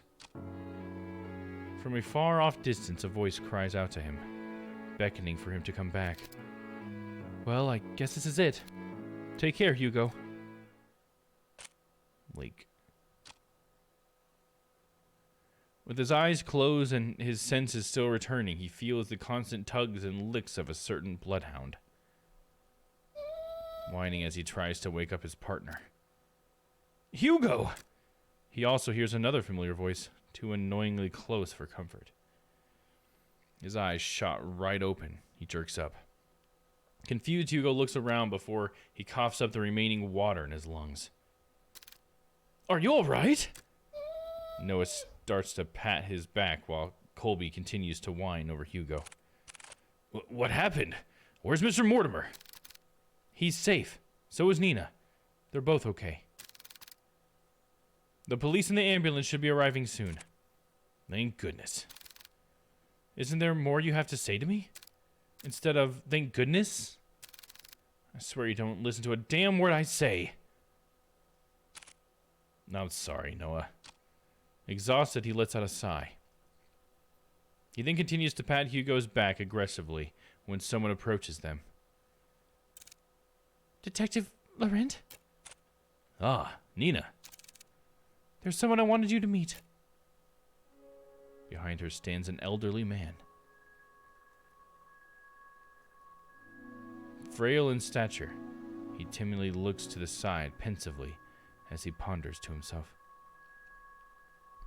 Although his youth has long faded, his eyes are what catches Hugo's attention. They're no longer a piercing and vicious green. Only eyes just like Nina's. Hello, Mr. Mortimer. Detective. I never got the chance to say goodbye to him. I always thought about it every day. What if Lewis lived on in this world? What if he stayed a little longer with me? It's because of that constant mindset I dragged everyone down. And I kept hurting not only me, but Nina especially. I was the one who kept hurting her, the one to blame for all of this. But you, someone that I've never met, still went out of your way to save me. Not knowing my burdens or my faults. Thank you. Hugo reaches out to Henry and smiles brightly at him. It's my pleasure, sir. But before he lets go, Henry tugs at Hugo's hands one last time. I hope that someday you too will overcome it. Okay, ominous. The next day, 8 a.m. Well, good morning, Hugo. You're bright and early. Morning. With much fervor and haste, Hugo resumes writing in his notepad. Although, by closer inspection, he looks like he's going to combust any minute. Are you writing up a report? Without looking up, Hugo responds back. Yeah, for the most part. You still need to write yours, too. I will. But since I haven't had breakfast yet, and I don't like eating by myself...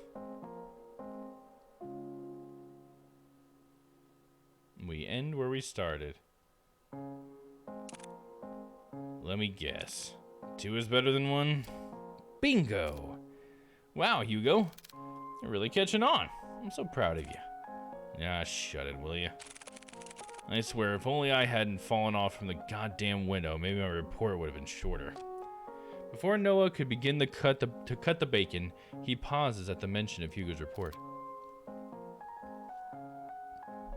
Oh yeah, by the way, mind telling me what happened to the Mortimer's window? I broke it. Well, that's obvious to me. What I don't understand is, why is it broken? Do you know how much it costs to repair a window like that? I know. It was really dumb of me. I'm sorry. Besides, I told Mr. Mortimer about it before we left. Honestly, I was expecting an earful from him. And also the bill. And, surprisingly enough, he said it was okay. So what, you just called it a day after all that? Thank you so much, Mr. Mortimer. You broke it, you paid for it. Would you chill? Of course I'll pay for it. Each time I keep insisting, he just shrugged it off.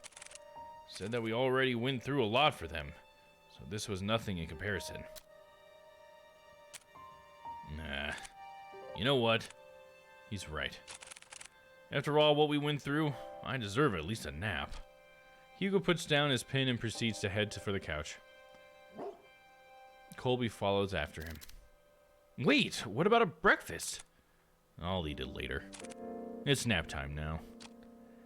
Heavily sighing, Noah sets aside the food on the desk and joins the other two on the couch. Oh, look how close they are. Hugo's laying on Noah.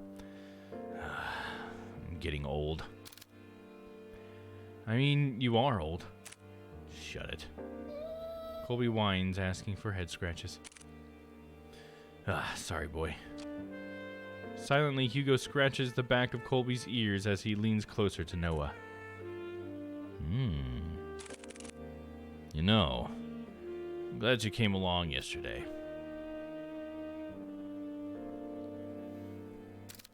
Oh, what's this? Right, yeah, huh? Are you getting chummy with me now? Call it chummy or whatever, but I really mean it. If you hadn't saved us back there. Look, I told you before. I'll be there whenever you get yourself into reckless shit. Besides, didn't you say that it was nap time? Get some rest. You deserve it. You too. A calming silence fills the room as the three fall deeper into sleep. No big parties or celebrations. Just each other's comfort and sharing this small but rewarding night's rest. Good end. A night's rest. Thank you for playing! So I guess if we didn't take the locket, that would have been probably a bad end, because we wouldn't have been able to help him out in the end, right? And that was fun, you know? Wasn't all that spooky, but there was definitely spooky elements and stuff to it. I'm gonna go ahead and get that 5 stars, honestly. I think that was really well made. It was a nice, fun little story. All it was a story and like one decision, but hey, it was a good one. Got a little bit of time left. Let me try some of this stuff out. Wow! Gee willikers. See what else we had here. Porta Boy. How is this one a horror?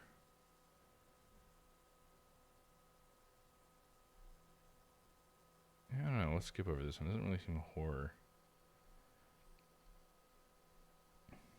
What's this one called?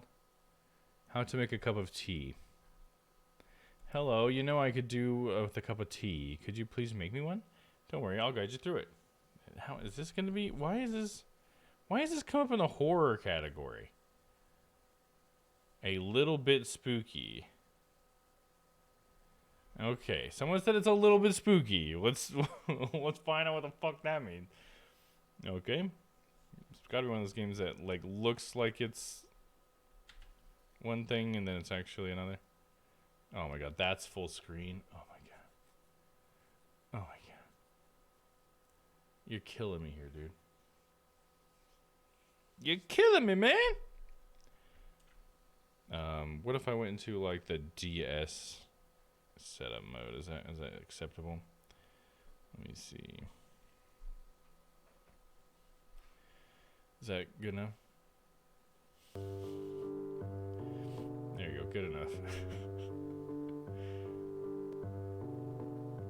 Looks like not your cup of tea. Yeah! you know what I'm talking about?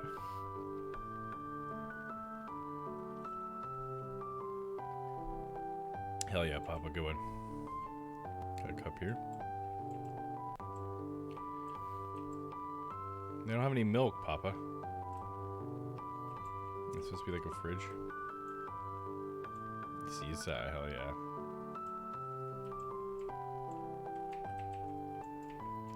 Look at the mouse, interact with left click. So I grab the kettle. Get the tea bag, got it. Put the tea bag into the cup. Put there. Get the kettle.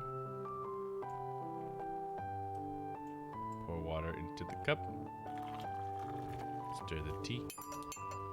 Pour milk into the cup. Needs milk to put in the kettle. Yeah. Remove tea bag. Get sugar.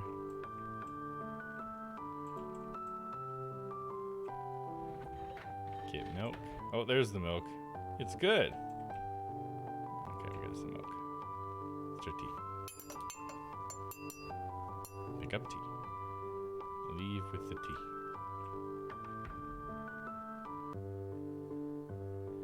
Turn the kettle on. Dog time. Okay. Get the tea bag. It's on the floor. Pick up tea bag from floor. Put it into the cup. Okay. Get the kettle.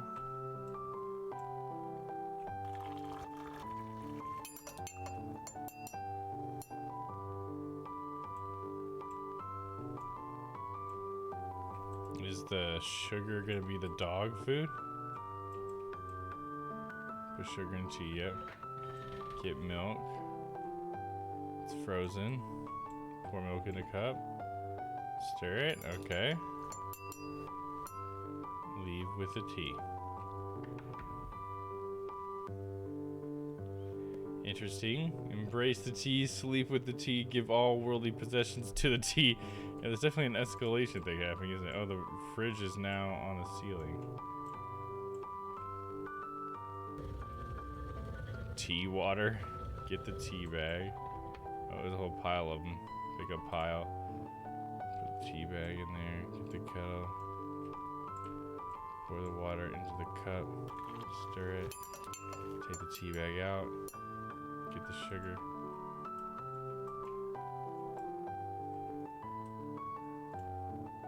Get the sugar.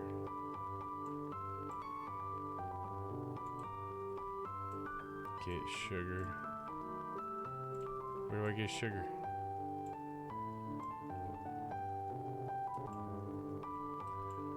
The piano's fucking up. Oh, there's a dog. Okay, put sugar to the tea. It's a dog. Get milk. Okay, it just broke the milk. Pick up smashed milk. Okay. Pour milk in a cup. Stir it. There you go.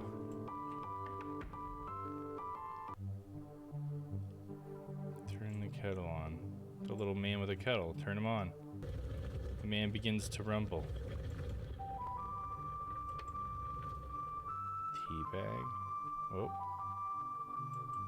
He has a tea bag for me. Can I have tea bag? I was sitting on that.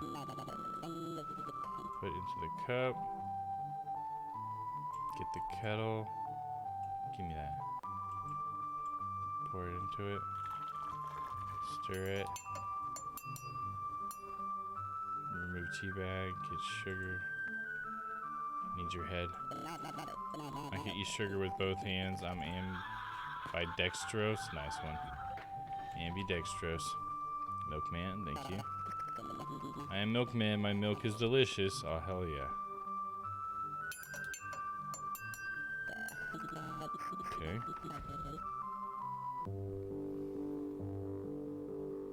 And then we're just back to the beginning. Is this a loop?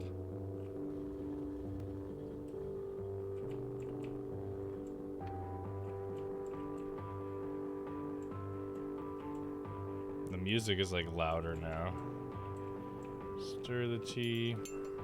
Psychonauts reference. Oh, is it? I'm the milkman. My milk is delicious. Oh, nice.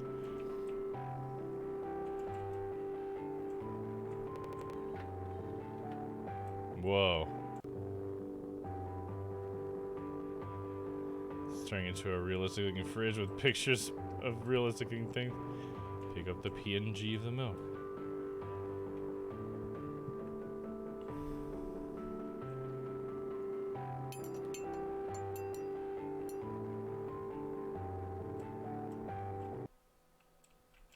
Bring me my tea.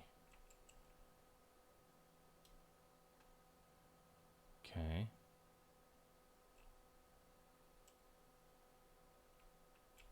Why, thank you. That was the best cup of tea I've had in 5,000 years. While you're here, look at what I've been working on.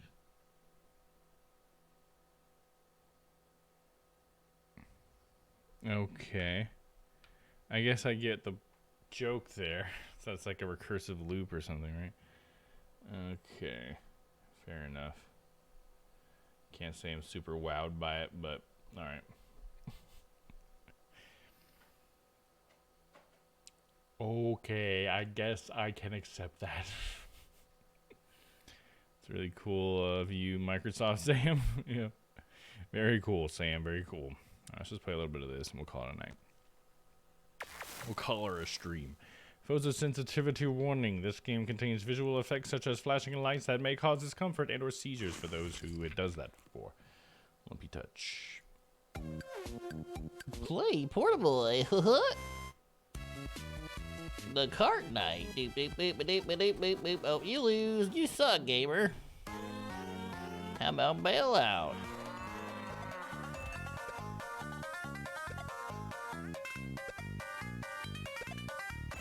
You win.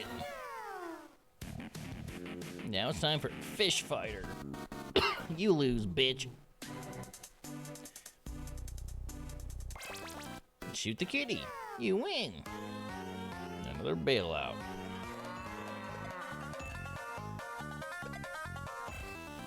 Boom, you win. Yeah, wire level shit, absolutely. Hiya, you win.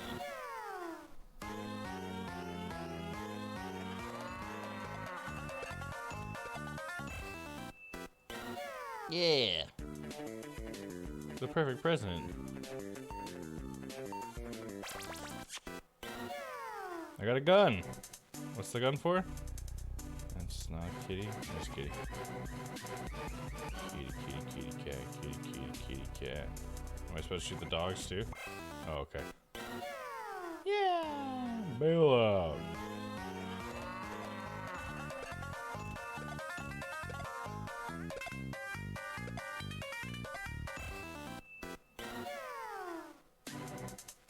Pet scope.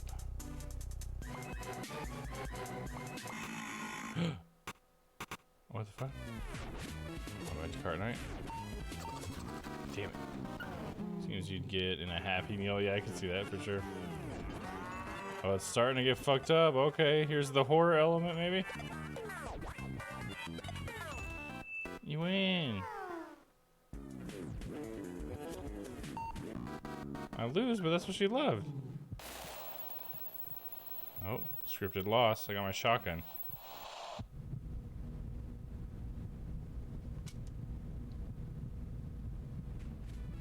I'm playing this Portaboy. You leave me alone.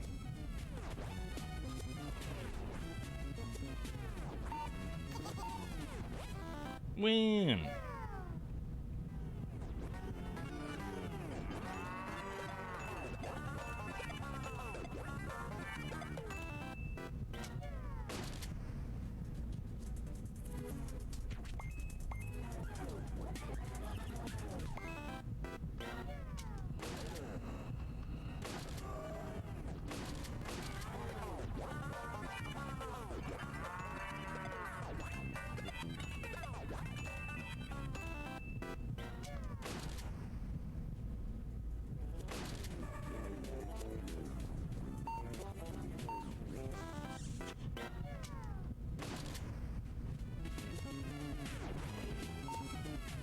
No shit. I've been had. Game over. It's kind of interesting. It's like WarioWare with another survival element in there, where you have to like do these crazy games and oh god. I do like that. That's actually a pretty fun little thing in there. What a great little like small experience, you know. I'm gonna actually rate that one 5 stars. Well executed and a cool concept, bro. Good job.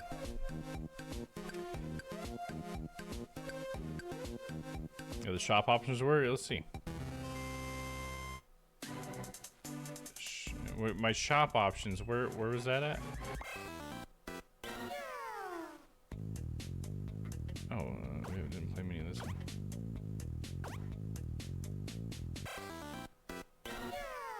Where was the shop at, Papa? Punch that fucking shark.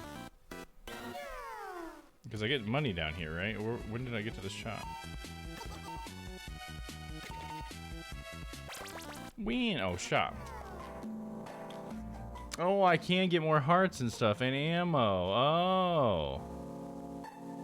I could have lasted longer. Interesting. I can keep going for this round. Bailout. Oh, yuck. Yeah.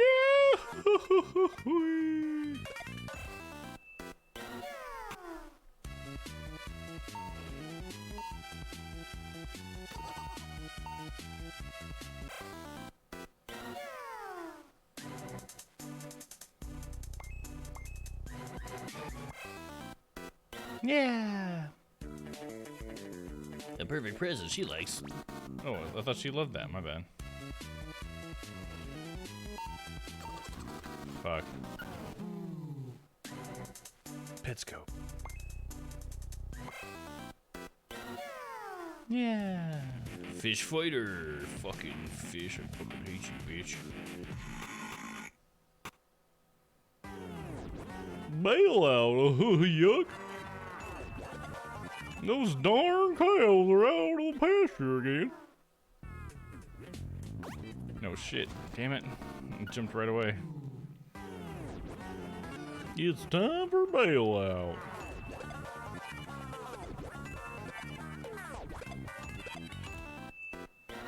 Buy some more hearts.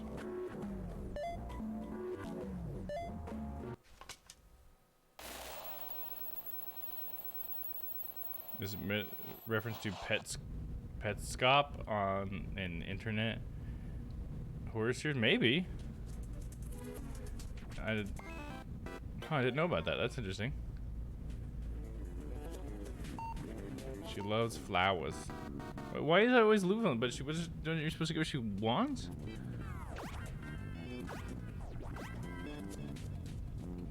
When? Fuck this fucking bitch ass, fish ass, motherfucker.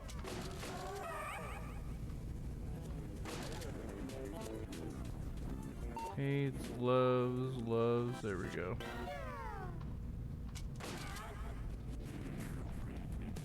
Fish fighter, always fish fighting. God damn it.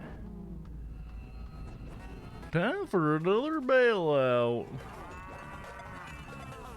Time for another hillbilly moment.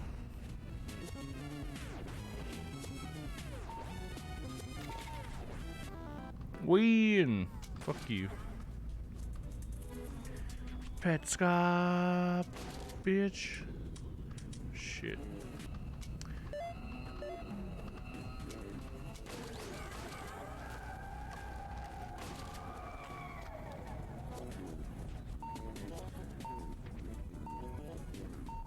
Fuck! It has to be the thing up there, I think, at the same time. Oh, I don't have enough money. I need to get this bailout, that's for sure.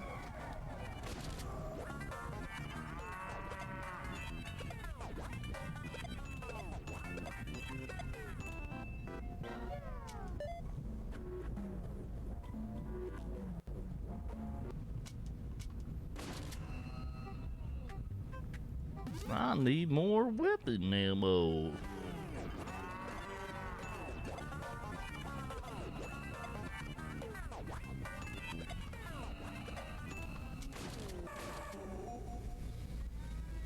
Get off me, bitch! Says Goofy. Ah, what? He juked me. That bitch. I got $1. Oh. Oh. Oh. Oh. Oh. That gets hard, man. That's fun, though. I recommend that one. I bet you that is a reference, Papa. Otherwise, why are we shooting pets, man? Come on.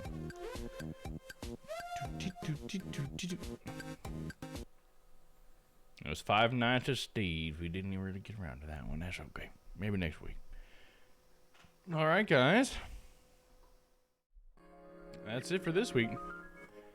Cool, like a horror WarioWare. Yeah, almost like that. There's that other horror WarioWare one with the skull people, right? Skullware? Or what's it called? Somethingware? I remember played that one last year. That was pretty cool. But yeah, so thanks everybody for coming by. I really appreciate you being here.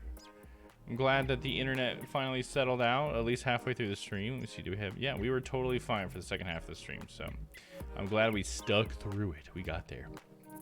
All right, we're going to be raiding out here in just a second. If anybody wants to stick around for that, I appreciate you. But let's see. So today's Wednesday, so tomorrow we will be playing some more Ace Attorney, starting up that last... the last case of the Ace Attorney Investigations 2 game. So that's pretty exciting. Then on Friday, we'll be continuing on some Yakuza 3. I think we're going to be we're actually going to be completing Yakuza 3. So that's exciting too. So we'll be getting on to Yakuza 4 probably next week, I would anticipate. Glad the internet fixed up. My threats work. Yes, Crispy, keep the threats a coming, because apparently that did work, so thank you. We also do have streams playing this Sunday. Hopefully my internet will be up for it. Right now, I think it's definitely confirmed Panda and I, tentative on Papa. Papa might be able to hang out. We'll probably be playing some more Grounded. I'm just loving that game 100%. I hope we can get more of the boys in.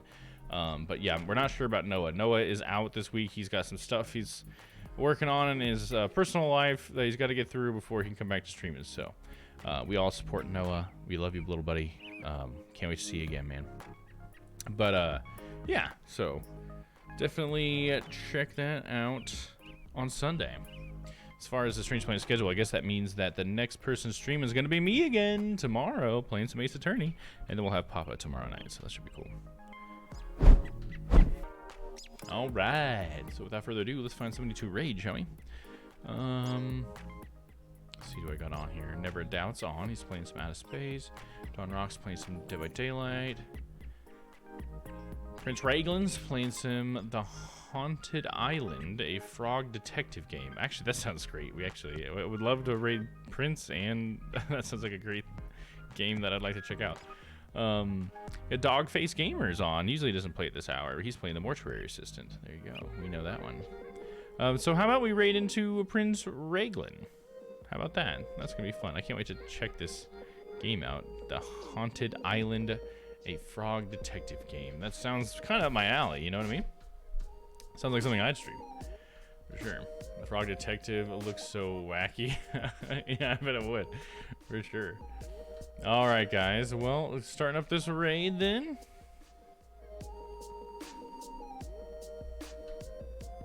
Thank you to everybody who jumps on that raid. I do appreciate you. It's always nice to be able to show some good support to another awesome streamer. Prince is a great streamer, by the way, so if you guys like what you see, please follow. He's got a lot of good stuff. He's very similar stream to me, so if you like me, you'll probably like Prince. Just saying. So, yeah, without further ado, till I see you guys next time, stay happy, stay healthy. I love you guys. We'll see you tomorrow for some Ace Attorney. All right, have a good night, guys. Bye-bye. Enjoy the raid. See you later. Let me pull up my stream really fast. There we go. All right, see ya. Oh my gosh, he's wearing a frog head thing too.